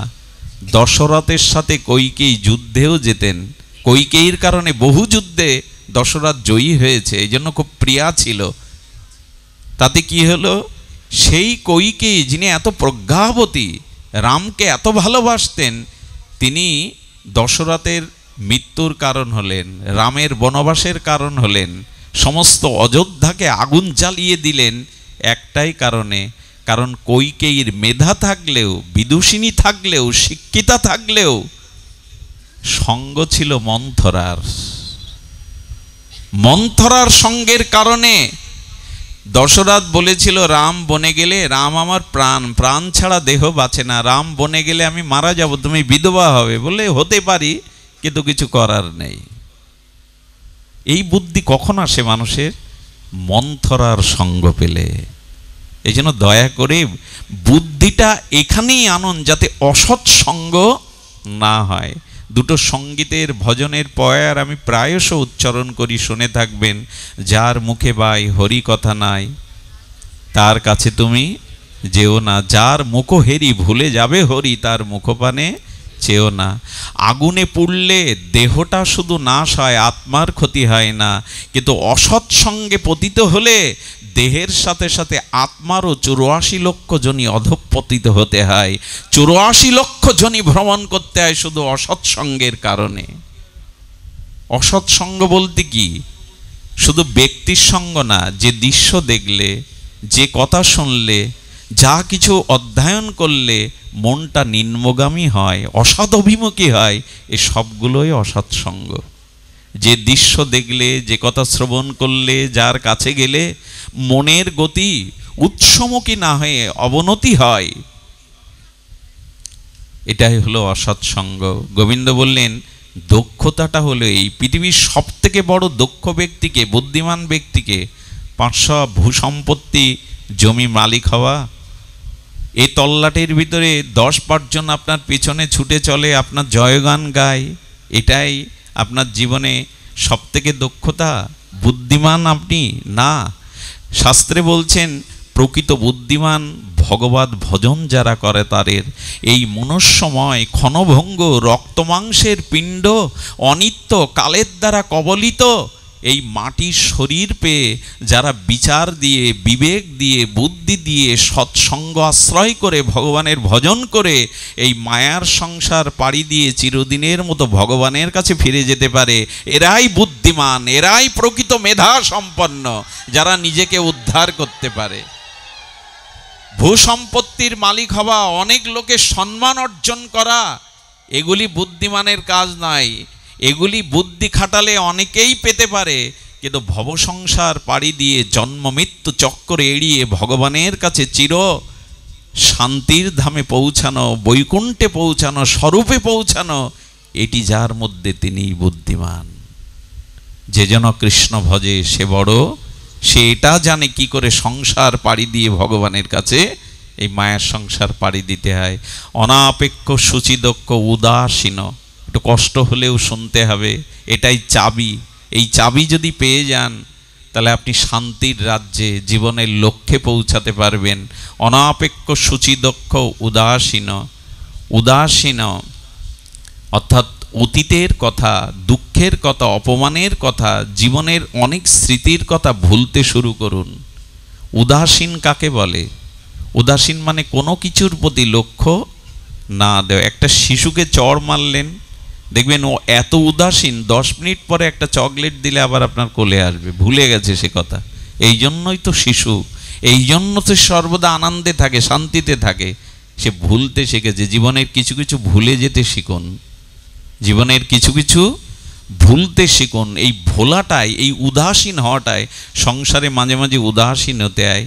আমরা আমাদের হৃদয়টা জ্বলে যায়, কে আমাকে অপমান করেছে, কে বড় কথা বলেছে, ওইটা পুষে রেখে রেখে আমি জ্বলতে থাকি। আমি আমার শান্তির আনন্দটুকু বিনষ্ট করতে থাকি। এই জন্য গোবিন্দ বলছেন উদাসীন। কিছু কিছু ভুলতে শেখো, কিছু কিছু ক্ষমা করতে শেখো, কিছু কিছু জিনিস ক্ষমা করো, তাহলে শান্তি পাবে। কিছু জিনিস ভুলতে থেকো। কে তোমাকে অপমান করেছে, কে কি বলেছে, এটা মনে আশ্রয় নিয়ে চলো না।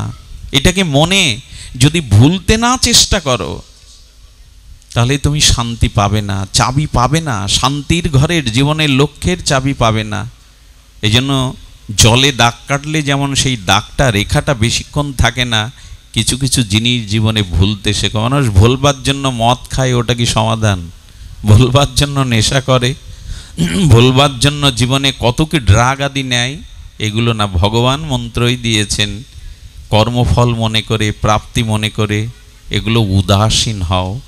যদি উদাসীন হতে পারো তবে জীবনে শান্তি পাবে। উদাসীন গত ব্যথ, আরেকটা জিনিস শোনো, ব্যথা ভুলতে, গত যে ব্যথা, এই ব্যথাটা ভুলতে শুরু করো। গত ব্যথা, কে তোমায় ব্যথা দিয়েছে এটুকু ভুলো। কি মনের মতো পাওনি, স্ত্রী মনের মতো পাইনি, এই নিয়ে সারা জীবন জ্বলবেন? বরঞ্চ এরকম ভাবুন না, স্ত্রী যদি মনের মতো হতো, সুন্দরী হতো, লাবণ্যময়ী হতো এবং গুণ থাকতো, তাহলে কি হতো? স্ত্রীর প্রতি আমার প্রবল আসক্তি আসতো।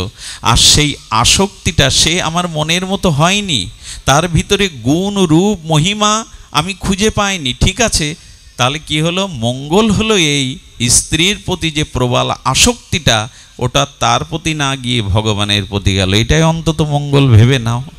তার আসক্তিটা ওদিকে গেল। মনে আছে আপনাদের তুলসীদাস গোস্বামীর কথা? রামচরিত মানস প্রণেতা, যিনি এই কলিযুগেই রাম সীতাকে দর্শন করেছেন, সাক্ষাৎ হনুমানজি যার গুরু, সেই তুলসীদাস প্রথম জীবনে তার সুন্দরী স্ত্রীর প্রতি এতটা আসক্তি ছিল, এতটা আসক্তি, 2 বছর বিবাহের মধ্যে একবারও স্ত্রীকে বাপের বাড়ি যেতে দেয়নি। বলুন তো কি পুরুষ! অল্প বয়সে বিবাহ করেছিলেন, এত সুন্দরী যৌবনাবতী, চোখের আড়াল করতে দিত না। শুনুন ধ্যান দিয়ে তুলসীদাস গোস্বামীর জীবনী। ওনার প্রথম জীবন বলছেন, স্ত্রী বলছে, আমার পিতা মৃত্যুশয্যায়, আমাকে দয়া করে একবারের জন্য যেতে দাও। তো পিতা মৃত্যুশয্যায় জেনে স্ত্রীকে অনুমতি দিলেন। কি বলবো আপনাদের, জয় রাধে, স্ত্রীকে অনুমতি দিলেন। স্ত্রী পিত্রালয়ে এলো, সন্ধ্যা নেমে ঘরে একাকী শয্যায় ছটপট করছে, কেন যেতে দিলাম? কত বড় কামিনী মুখ, নারী মুখ পুরুষ হলে, তাও তুলসীদাস গোস্বামীর জীবন বৃত্তান্ত তার প্রথম অধ্যায় এরকম। তিনি ঝড়ো ঝড়ো বৃষ্টির মধ্যে, ঝঞ্ঝাবাদের মধ্যে 10 কিলোমিটার পথ হেঁটে সেই স্ত্রীর বাড়ি গেলেন, মানে শ্বশুর বাড়ি গেলেন। ঝড়ো ঝড়ো বৃষ্টিতে মধ্যরাত্রে গহীন অন্ধকারে যখন দরজায় নক করেছে, স্ত্রী খুলে দেখে, স্বামী বলল, তুমি এই ঝড়ো ঝড়ো বৃষ্টিতে ভিজতে ভিজতে তুমি? পাশে যারা শুয়েছিল তারা গালি দিতে লাগলো, এত বড় কামুক পুরুষ, এত বড় ব্যর্থ পুরুষ। খুব ব্যথা লাগলো স্ত্রীর। বললেন, তোমার মুখ যেন আজ থেকে আমি না দেখি। কামুক কোথাকার, লোভী কোথাকার, বেরিয়ে যাও। তোমার মতো কাপুরুষের কাছে জীবন সমর্পণ করেছে যে আমি আমি আমি বড় লজ্জিত, ঘৃণিত তুমি, তোমার মুখ যেন না দেখি। দরজা মুখের কাছেই বন্ধ করে দিলেন। ওই যে বন্ধ করলেন, তখনই চিন্তা করলেন, যাকে ভালোবেসে 10 কিলোমিটার পথ আর এই ঝড় ঝঞ্ঝাবাত উপেক্ষা করে এসেছি, সে মুখের ওপর দরজা বন্ধ করে দিল। তবে এই দরজার পানে আর তাকাবো না। ওই দিন শুরু হলো প্রভু রামের দরজা কোথায় সেটা খোলা। ইনি পরবর্তী জীবনে ভগবানের চরণে সমর্পিত ভজন সাধনের দ্বারা রাম সীতাকে এই যুগে দর্শন করে লিখলেন শ্রীরামচরিত মানস, বিখ্যাত তুলসীদাস গোস্বামী। তো স্ত্রী যদি মনোমতো না হয়, ভালো, তার প্রতি আসক্তি যেটুকু সেটুকু ভগবানের প্রতি দিয়ে দিন। এইরকম ভাবতে শুরু করুন না, ভালো স্ত্রী পাইনি, গুণবতী স্ত্রী পাইনি, এই নিয়ে সারা জীবন অশান্তিতে ভুগবেন, এটা জীবন নয়। এই জন্য গোবিন্দ বললেন, গত ব্যথা, এইসব ব্যথাগুলো ভুলতে শেখো, এইসব ব্যথাগুলো ভুলে যেতে থেকো। পুত্র পাওনি, সন্তান পাওনি, এই ব্যথা নিয়ে জীবন কাটিও না। ওই শূন্যস্থানে ভগবানকে বসাও, গোপালকে বসাও, আমাকে বসাও। এই উদাসীনতা আনো তুমি, গত ব্যথাকে ভুলে যাও। সব শেষে বলছেন সর্বারম্ভা পরিত্যাগী। আহা, এ কথাটি বড় হৃদয়ে গ্রহণ করবার মতো। গোবিন্দ বললেন সর্বারম্ভা পরিত্যাগী, অর্থাৎ নূতন করে যেটুকু পেয়েছো নিজের চেষ্টায়, কর্মদক্ষতায়, ধন সম্পদ, জমি জমা যেটুকু পেয়েছো, এই জাগতিক যা কিছু, তাতে সন্তুষ্ট থাকো। নূতন করে ব্যাংক লোন নিয়ে ফ্যাক্টরি খুলতে যেও না, কারো কাছে ধার দেনা করে সুদ করে নূতন কোনো কর্ম সৃষ্টি করতে যেও না, আরও পড়ে যাবে। ভগবান বলেছেন, এমন কোনো কর্ম নূতন করে সৃষ্টি করতে যেও না যাতে তোমার ভজন সাধন বাদ পড়ে যাবে। সর্বারম্ভা পরিত্যাগী মানে, সর্বারম্ভা পরিত্যাগী শব্দটার অর্থ হলো, এমন করে কোনো কর্মে আর জড়িয়ে যেও না যাতে অন্তত একটু ভগবত ভজনে, একটু সাধু সঙ্গের সময় তোমার জীবন থেকে বাদ পড়ে যায়।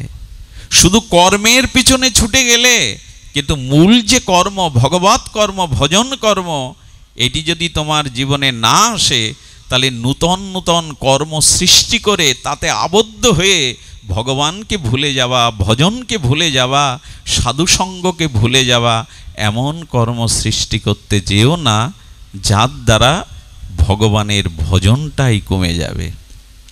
আপনি আপনাদের একটু বলবো, স্বামী রামসুগদাস বলে দিয়েছেন দিন রাত 24 ঘন্টা, উনি বলেছেন 10 ঘন্টা খাটুন, চাকরি করুন, ব্যবসা করুন, কয় ঘন্টা খাটতে বলেছেন?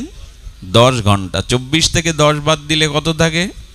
14 থাকে। 6 ঘন্টা ঘুমান, তার বেশি ঘুমানো ঠিক নয়। তাহলে 14 থেকে 6 বাদ গেলে কত থাকে?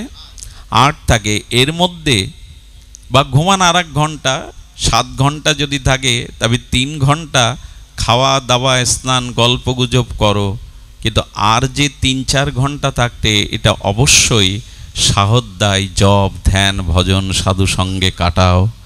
যদি 24 ঘন্টায় দিন রাত সংসারের পিছনে দিতে চাও, তুমি পড়ে যাবে, ফাঁদে পড়ে যাবে, তুমি উঠতে পারবে না। পড়েই তো গেছি ভবকূপে। এখন তো কুয়োর ব্যবস্থা আপনাদের দিকে নেই, কোনো দিকেই নেই।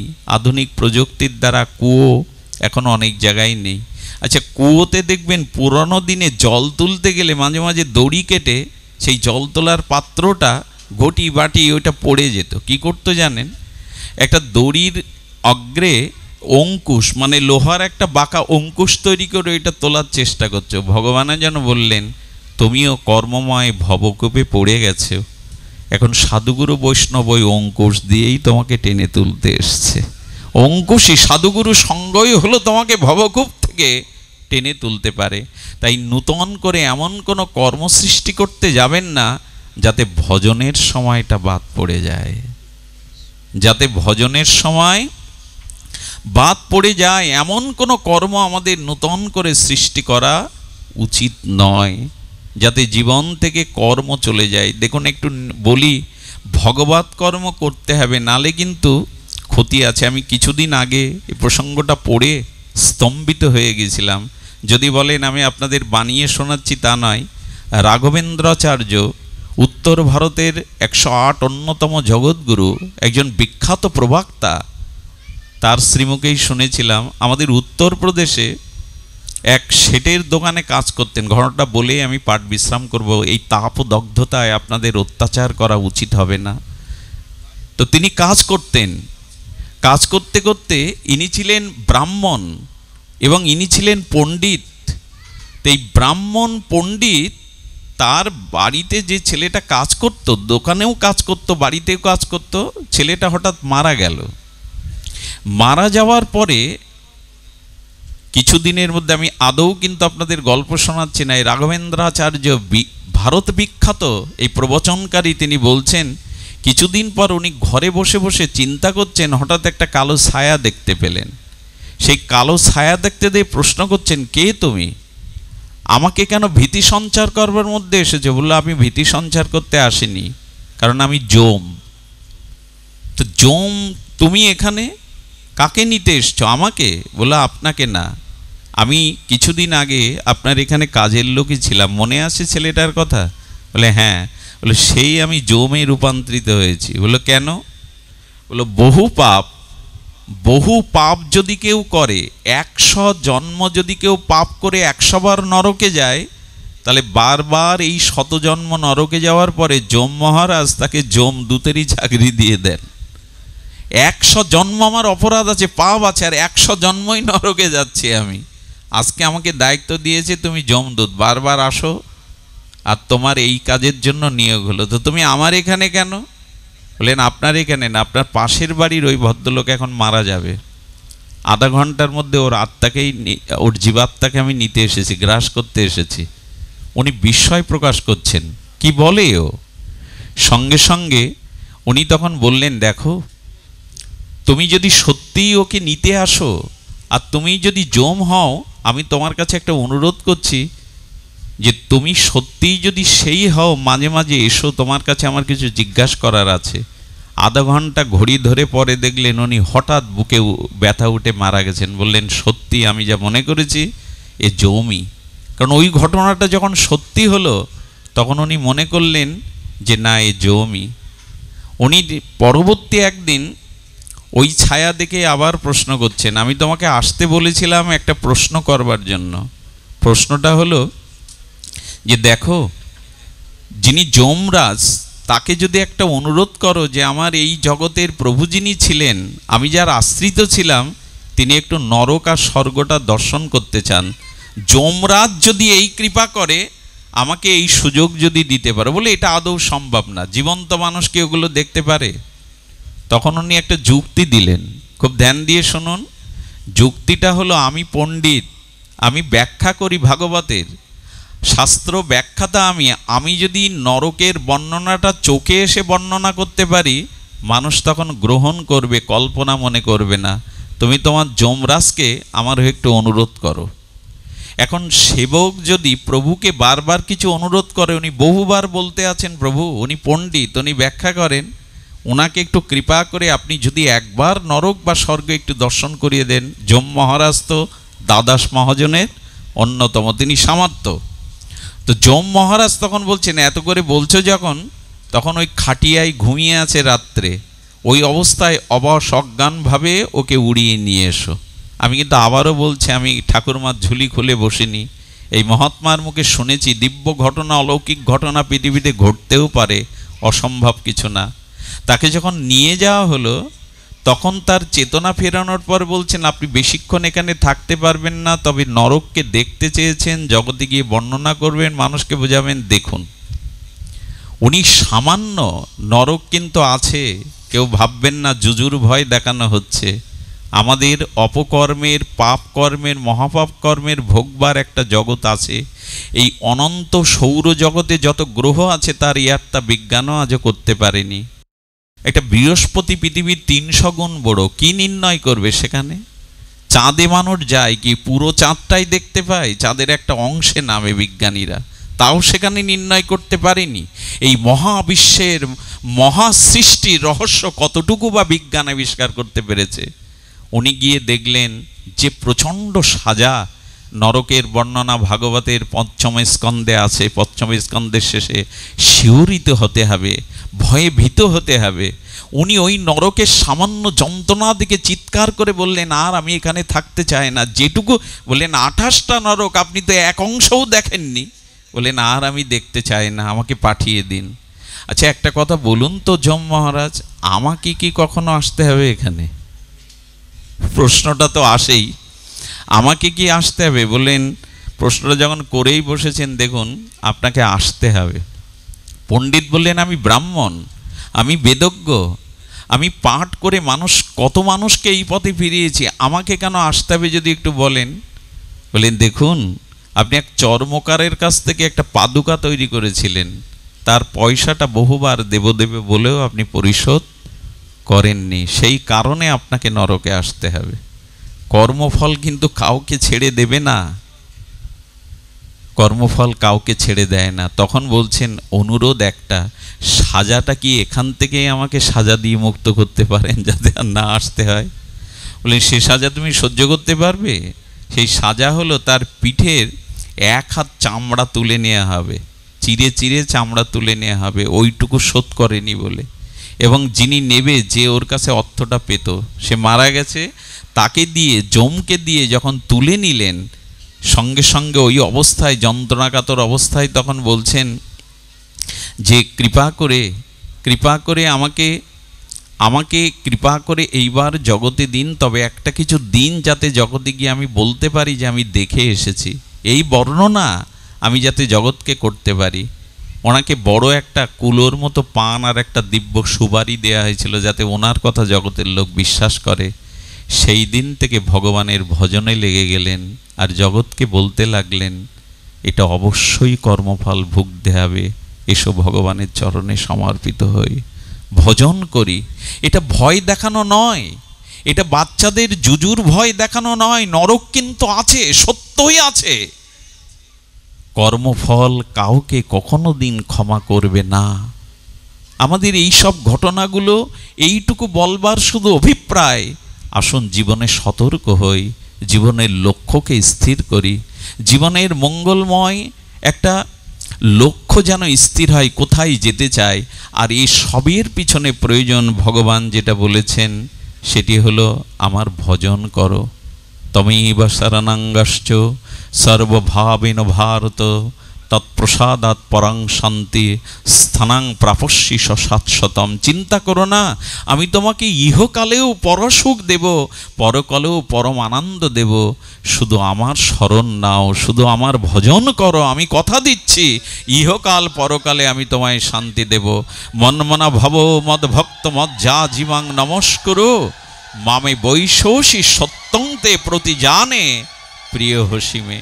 তুমি আমার প্রিয় হবে, তুমি আমাকে প্রণাম করো, আমাকে নমস্কার করো, আমার ভক্ত হও, আমার যাজন করো।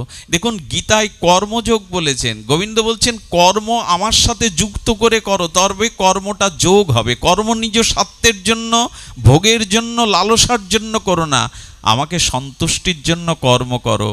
তৃতীয় অধ্যায়ের নাম কর্মযোগ।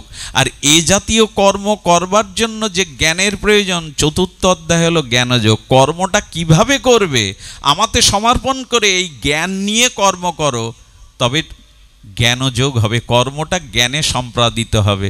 আর জ্ঞান এবং কর্ম করছো, কিন্তু এই তুমি করছো তোমার জ্ঞান তোমার কর্ম। পঞ্চম অধ্যায়ে বলছেন কর্ম সন্ন্যাস যোগ। তুমি করছো আর তোমার জ্ঞান এটি ন্যাস করো, ত্যাগ করো, তাহলে কর্ম জ্ঞান সন্ন্যাস হলো। আর এরকম করতে গেলে ষষ্ঠ অধ্যায়টা হলো অভ্যাস যোগ। জীবনে অভ্যাস করো, তাহলেই এই জ্ঞান পাবে, কর্ম সন্ন্যাস হবে। আর ষষ্ঠ অধ্যায় যখন অভ্যাস বললেন, সেই অভ্যাসের পরে সপ্তম অধ্যায় কি বললেন? সপ্তম অধ্যায়ের কি নাম? জ্ঞান ও বিজ্ঞান যোগ। অর্থাৎ শুধু জ্ঞান রেখে কর্ম করলে হবে না, জ্ঞানের সাথে বিশেষ জ্ঞান চাই। যদি বিশেষ জ্ঞান থাকে তাহলে তুমি অক্ষর ব্রহ্মযোগ অষ্টম অধ্যায় মৃত্যু রহস্য জেনে যাবে। কিভাবে মৃত্যুবরণ করলে আমাকে পাবে, এই জ্ঞান তোমার হবে। আর এই জ্ঞান এসে নবম অধ্যায় বললেন রাজবিদ্যা, রাজগুহ্যতম যোগ। রাজবিদ্যা মানে শ্রেষ্ঠ বিদ্যা, আর রাজগুহ্য মানে শ্রেষ্ঠ গোপনীয় কথা। সেই গোপনীয় কথা কি? মন্মনা ভব মদ্ভক্ত মজ্জাজি মং নমস্কুরু। এই তো ভগবান কি বলছেন না, যৎ করোষি যদ নাসি যজ্জোষি দদাসি যৎ যৎ তপস্যৌষি কন্তেয় তৎকরুষ মদার প্রণাম। তুমি যা কিছু করো, যা কিছু আহার করো, হোম করো, যা কিছু করো আমাকে অর্পণ করে করো। যদি করতে পারো তাহলেই তুমি লক্ষ্যে পৌঁছাতে পারবে, তবেই তুমি পরম শান্তি পাবে। আসুন আমাদের জীবন সমর্পিত হোক। যা কিছু করি, যা কিছু আহার করি, হোম করি, যজ্ঞ করি, ভগবানকে অর্পণ করি। ভগবানে অর্পিত বিষ অমৃত হয়ে যায়। যেদিন কালীয় নাগের মাথায় গোবিন্দ নৃত্য করছেন, সেদিন কালীয় নাগ ছোবল দিচ্ছে, বারবার গোবিন্দের পায়ে সহস্র মুখ থেকে বিষ ঢালছেন। কে যেন বলছেন পদকর্তা, ওরে গোবিন্দের চরণ মস্তকে পেয়ে বিষ ঢালছিস? কালীয় নাগ বলছেন, ভগবান যা দিয়েছে তাই তো তাকে দিচ্ছি, যা দেইনি তা দেব কি করে? আমাকে সর্প করে পাঠিয়েছেন আর আমার মধ্যে বিষ দিয়েছেন। গোবিন্দ বললেন, গোবিন্দ যা দিয়েছে তাই তো দিচ্ছি, তবে আমি ওই চরণের মহিমা জানি, ওই চরণে বিষ অর্পণ করলেও অমৃত হয়। আমার এটা ছাড়া তো দেওয়ার নেই। পুতনা বলছে, প্রভু আমি বুকে পাপের বিষ নিয়ে গিয়েছিলাম আর আমার স্তনে কালকুট বিষ, দুটো বিষ নিয়ে গিয়েছিলাম, কিন্তু আমার জানা ছিল না তোমাকে ভালোবেসে বিষ দিতে গেলেও তা অমৃত হয়, ধাত্রীগতি পাওয়া যায়। ভগবান তুমি এমন তত্ত্ব, তোমাকে বিষ দিতে গেলে তুমি তাকে মাতৃগতি দিয়ে দাও, ধাত্রীগতি দিয়ে দাও।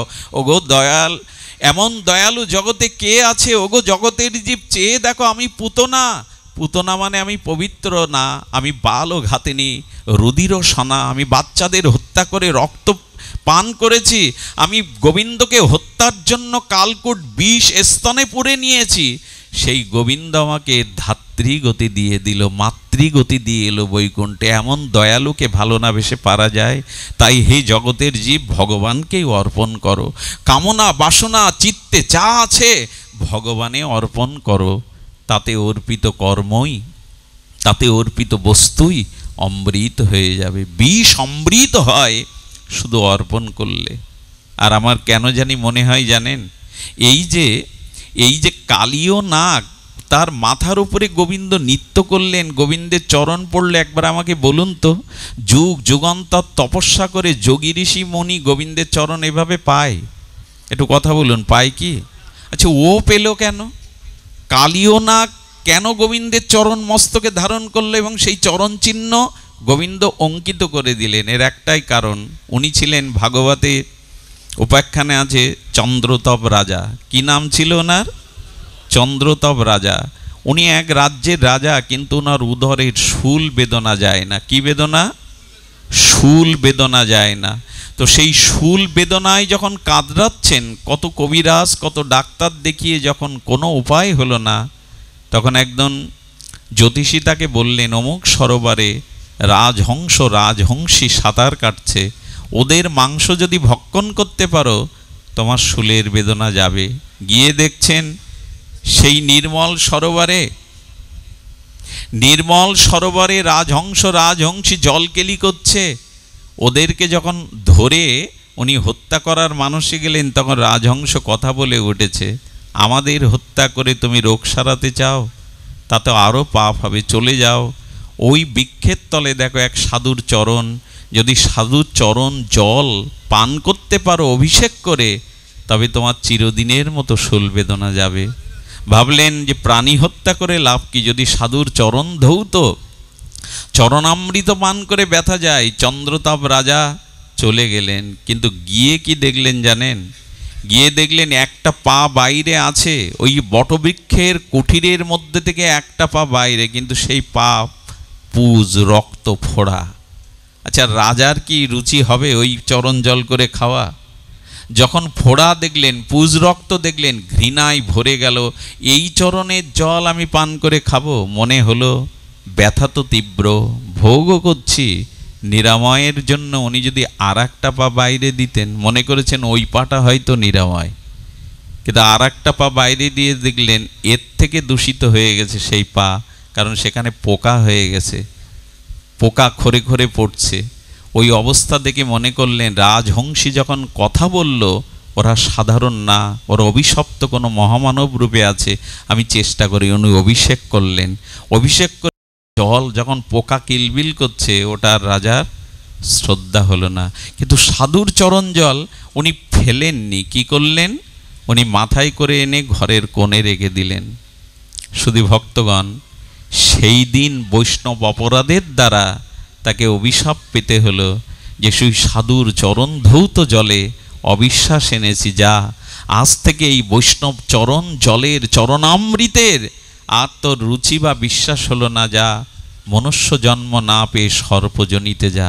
এই সেই কালীয়, এই সেই কালীয়। বললেন যদি তার মাথার উপরে গোবিন্দ চরণ কেন? বলে পান না করলে হবে কি, বিশ্বাস করে তো চরণ জলটা মাথায় ধারণ করেছিল।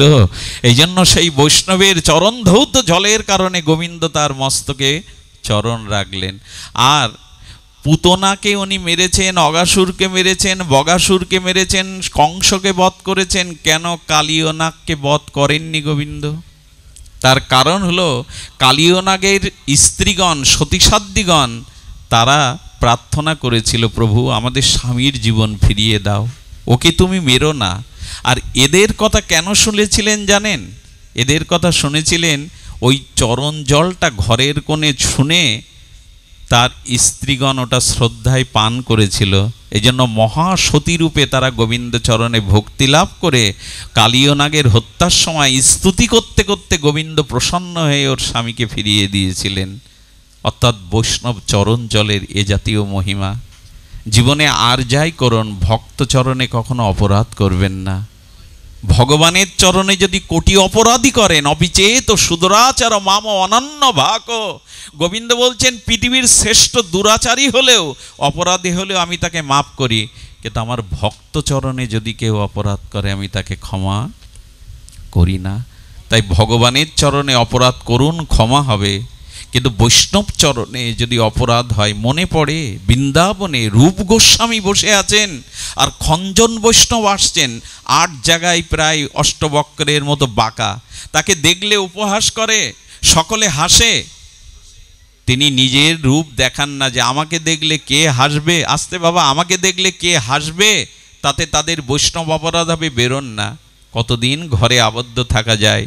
তাই চিন্তা করলেন আজ রূপ গোস্বামীর কাছে গিয়ে একটু কৃষ্ণ কথা রাধা কথা শুনব। রূপ গোস্বামী বসে বসে অন্তর্মনা হয়ে রাধারানীর চরণ চিন্তা করছে। আর একটা পুষ্প ফুটেছে, রাধারানী বলছে শ্যাম পুষ্পটা আমাকে পেড়ে দাও। তো গোবিন্দ কি করেছে, গোবিন্দ পুষ্পটা হাতে পাচ্ছেন না, রাধারানীকে বলছে তুমি আমার স্কন্ধে ওঠো। রাধারানীকে গোবিন্দ স্কন্ধে নেওয়ার পরে রাধারানী যখন ফুলের বিন্দুটা ধরেছে, গোবিন্দ পেছন থেকে ছেড়ে দিয়েছে, রাধারানী সেই ডালটা শাখাটা ধরে দুলছে। এই লীলা দর্শন করতে করতে রূপ গোস্বামী যেই হেসেছেন, সামনে খঞ্জন বৈষ্ণব সেই বিকালাঙ্গ বৈষ্ণব এসে হাজির। উনি মনে করছেন হায় রে, রূপ গোস্বামীর মতো গোস্বামীও আমার এই অঙ্গ দেখে হাসলো, এই মুখ আর আমি দেখাবো না। উনি হাসছেন কি জন্য, লীলা দেখে, আর উনি ভুল বুঝলেন আমাকে দেখেই উনি হেসেছেন। ফিরে গিয়ে যাওয়ার সাথে সাথে কি হলো জানেন, আমি এটা বলেই বিশ্রাম করছি শুনুন। উনি দেখলেন যে ওনার নিত্যলীলা স্ফুরণর হচ্ছে না, রূপ গোস্বামী পাদ রাধারানীর রূপমঞ্জরি মহাপ্রভুর মনোভীষ্ট পূরণকারী রূপ গোস্বামীর লীলা বন্ধ হয়ে গেছে। দাদা সনাতনকে গুরুর মতো শ্রদ্ধা করতেন, আচার্যের বরণ করেছিলেন। বললেন আচার্য, আমার চিত্তে রাধা মাধবীর লীলা স্ফুরণ হচ্ছে না। সনাতন গোস্বামী বললেন তুমি জ্ঞাতসারে অজ্ঞাতসারে দেখো কোনো বৈষ্ণবের চরণে ভক্ত চরণে তোমার অপরাধ হয়েছে, একবার চিন্তা করা যায় গো। উনি হেসেছেন রাধা মাধবের লীলা দেখে, আর ব্যথা পেয়েছেন একজন বৈষ্ণব, এই হেতু ওনার লীলা দর্শন বন্ধ হয়ে গেছে, হৃদয়ে স্ফূর্তি বন্ধ হয়ে গেছে। বৈষ্ণব চরণে যদি হয় ক্ষুদ্র অপরাধ মহামহা ভজন হতে পড়ে যাবে বাদ। বৈষ্ণব চরণে অপরাধ করো না, বাদ পড়ে যাবে। সঙ্গে সঙ্গে যেটি ঘটল, সনাতন বললেন সব বৈষ্ণবকে নিমন্ত্রণ করো, যে তোমার গৃহে আসবে না জানবে তার চরণে অপরাধ, যাকে দেখবে ক্ষমা চাইবে। সবাইকে নিমন্ত্রণ করলেন। তখন বৃন্দাবনে হাতে গোনা কিছু মহাত্মা আসলেন না খঞ্জন বৈষ্ণব। তার চরণে গিয়ে রূপ গোস্বামী প্রণত হয়ে বললেন জ্ঞাত অজ্ঞাত সারে যদি কোনো ভুল অপরাধ অন্যায় করি ক্ষমা করে দিন। উনি পূর্ব বৃত্তান্ত খুলে বললেন কাউকে মুখ দেখাবো না, তাই আপনার কারণে গিয়েছিলাম রাধা মাধবের একটু দিব্য লীলা কথা শুনবো, কিন্তু আপনি আমাকে দেখে হাসলেন। রূপ গোস্বামী হাত জোর করে বললেন পূর্বের ঘটনা, আমি লীলা দেখে হেসেছিলাম, আপনাকে দেখে হাসিনি। উনিও ভুল বুঝতে পেরে দুজন আলিঙ্গন করলেন। দুজন সৎ ব্যক্তির রাগ বেশিক্ষণ থাকে না, সঙ্গে সঙ্গে লীলা দর্শন আবার করতে লাগলেন। একবার চিন্তা করতে পারেন, রূপ গোস্বামীর যদি এই হয়, তাহলে গুরু অর্থাৎ পিতামাতার চরণে, আচার্যের চরণে, বৈষ্ণব চরণে যাদের অপরাধ হয় তাদের দুর্দশা কি হতে পারে, তাদের দুর্দশা জগতে কি হতে পারে। চাপাল গোপাল, সেই চাপাল গোপাল নবদ্বীপে কত ভবানীর পূজা করেছেন, কত তিনি তন্ত্রশাস্ত্রে পণ্ডিত, কিন্তু মহাপ্রভু শ্রীবাস অঙ্গনে কীর্তন করেন। তাই সমস্ত সেদিনের মানুষরা বলল এই কীর্তন বন্ধ করতে হবে। চাপাল গোপাল কিছু রক্ত, কিছু হাড়গোড়, কিছু মদ আর কিছু লাল ফুল রেখে এলো শ্রীবাসের অঙ্গনে, যাতে এগুলো ফললে স্থান অপবিত্র হয়, ওখানে নাম না করতে পারে। শ্রীবাস দরজা খুলে দেখে হাড় গোড় মদ লাল ফুল এইগুলি রাখা। উনি গঙ্গা স্নান করে এলেন পরিষ্কার করে। মহাপ্রভু বললেন শ্রীবাস তোমার আসতে এত দেরি হলো গঙ্গা স্নানে? আচ্ছা শ্রীবাস কি বলবে? যদি বলে চাপাল গোপাল এখানে এগুলো রেখেছে, মহাপ্রভু রুষ্ট হবেন। আর মহাপ্রভু রুষ্ট হলে ওরা প্রাণে বাঁচবে না। তাই অন্যকে বাঁচানোর জন্য শ্রীবাসের মতো পরম পণ্ডিত প্রভার ভক্ত বললেন প্রভু গঙ্গা স্নানে একটু বৈষ্ণবদের সঙ্গ করতে গিয়ে বিলম্ব হয়েছে প্রভু। মহাপ্রভু মনে মনে আনন্দ পেয়ে বললেন এই না হলে ভক্ত, অন্যকে বাঁচানোর জন্য শ্রীবাস মিথ্যা বলছে, মিথ্যা বললে কি হবে? মহাপ্রভু রুগ্ন হলেন, রুষ্ট হলেন। আজ সংকীর্তন আসরে চাপাল গোপাল এটা রেখে গেছে। মনে মনে রুষ্ট হওয়ার সাথে সাথে কুষ্ঠ দেখা দিল চাপাল গোপালের। যেদিন কুষ্ঠ দেখা দিল না, পোকা হতে শুরু করলো, স্খলিত হতে লাগলো, আর ওই হতে হতে যখন অজ্ঞান হয়ে গেছে, চাপাল গোপালের স্ত্রী ব্রাহ্মণী বলছেন চণ্ডালদের ডেকে, আমি গলার হার দিচ্ছি, একটু পুড়িয়ে এসো। যখন পুড়াতে গেছে না, আগুন দিতে যাবে, তখন ঠেলে উঠেছে, আমি মরিনি রে, আমাকে জীবন্ত পোড়ানোর জন্য আমার স্ত্রী তোদের পাঠিয়েছে, আমাকে পোড়াস না। তারা ফেলে চলে এলো, গঙ্গায় ঝাঁপ দিয়ে মরতে গেল, এ দেহ আর রাখবো না। কি ঘটলো জানেন? গঙ্গা শুকিয়ে গেল। যাওয়ার আগে গঙ্গা বলছেন, তোর মতো বৈষ্ণব অপরাধীকে আমিও ঠাঁই দেব না।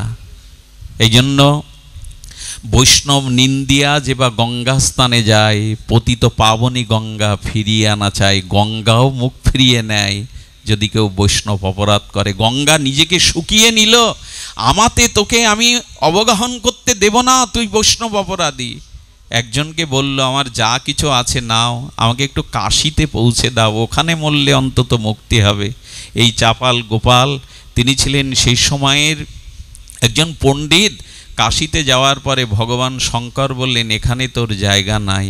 যারা বৈষ্ণব চরণে অপরাধ করে, শুদ্ধ সাধুচরণে, কাশীতে তার জায়গা নাই। তবে থাকতে পারি, সেখানে তোর মুক্তি হবে না। তবে ভগবান শঙ্কর বড় দয়ালু, বলে দিলেন, যা, যেখানে অপরাধ করেছিস সেই চরণে যা, যদি সে ক্ষমা করে তবে তুই ক্ষমা পাবি, কাশীতেও ক্ষমা পাবি না।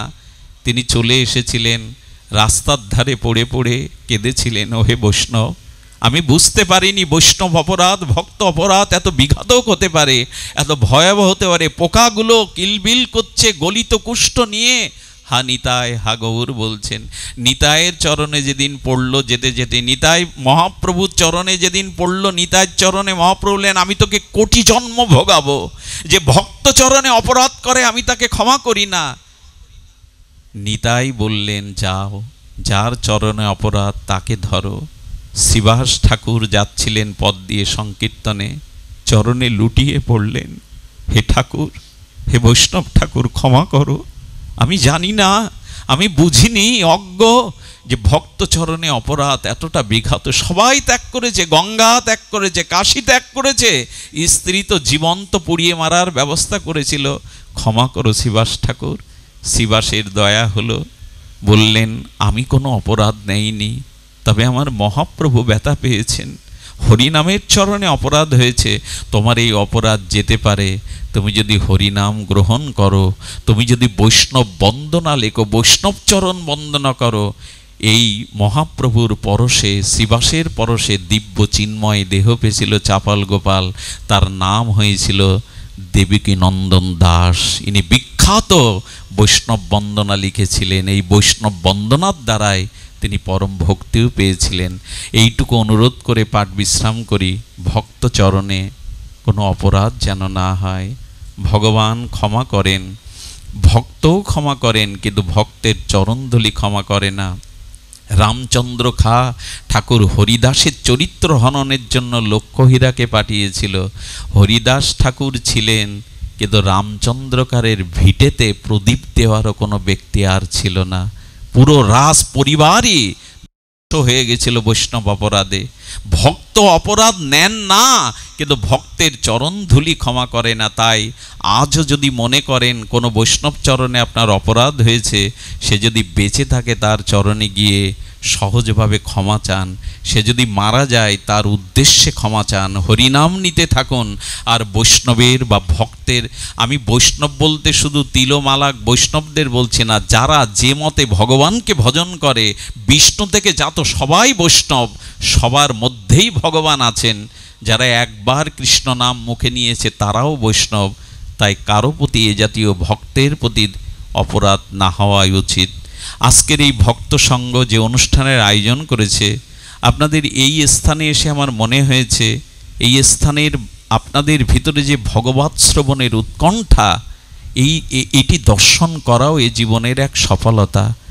অভূতপূর্ব, অশ্রুতপূর্ব, কোটিবার বলেও এটিকে পরিপূর্ণতা দেওয়া যাবে না আপনাদের ভাগবত উৎকণ্ঠা। ধন্য আপনারা, ধন্য এই অঞ্চলবাসী, দূরদূরান্তকে ভক্তগণ। আমার মতো জীবধম, নরকের কীট, নর্দমার কীট, মূঢ় অধম এমন একটি অর্বাচীনের হরিকথা শোনার জন্য কি কষ্ট সহ্য করে এই তাপদহের মধ্যে নির্বিচ্ছিন্ন নীরবে হরিকথা চাতকের মতো পান করলেন। এতে বোঝা যায় ভক্তি হতে আপনাদের আর বিলম্ব নেই, আত্মকল্যাণ হতে আপনাদের বিলম্ব নেই।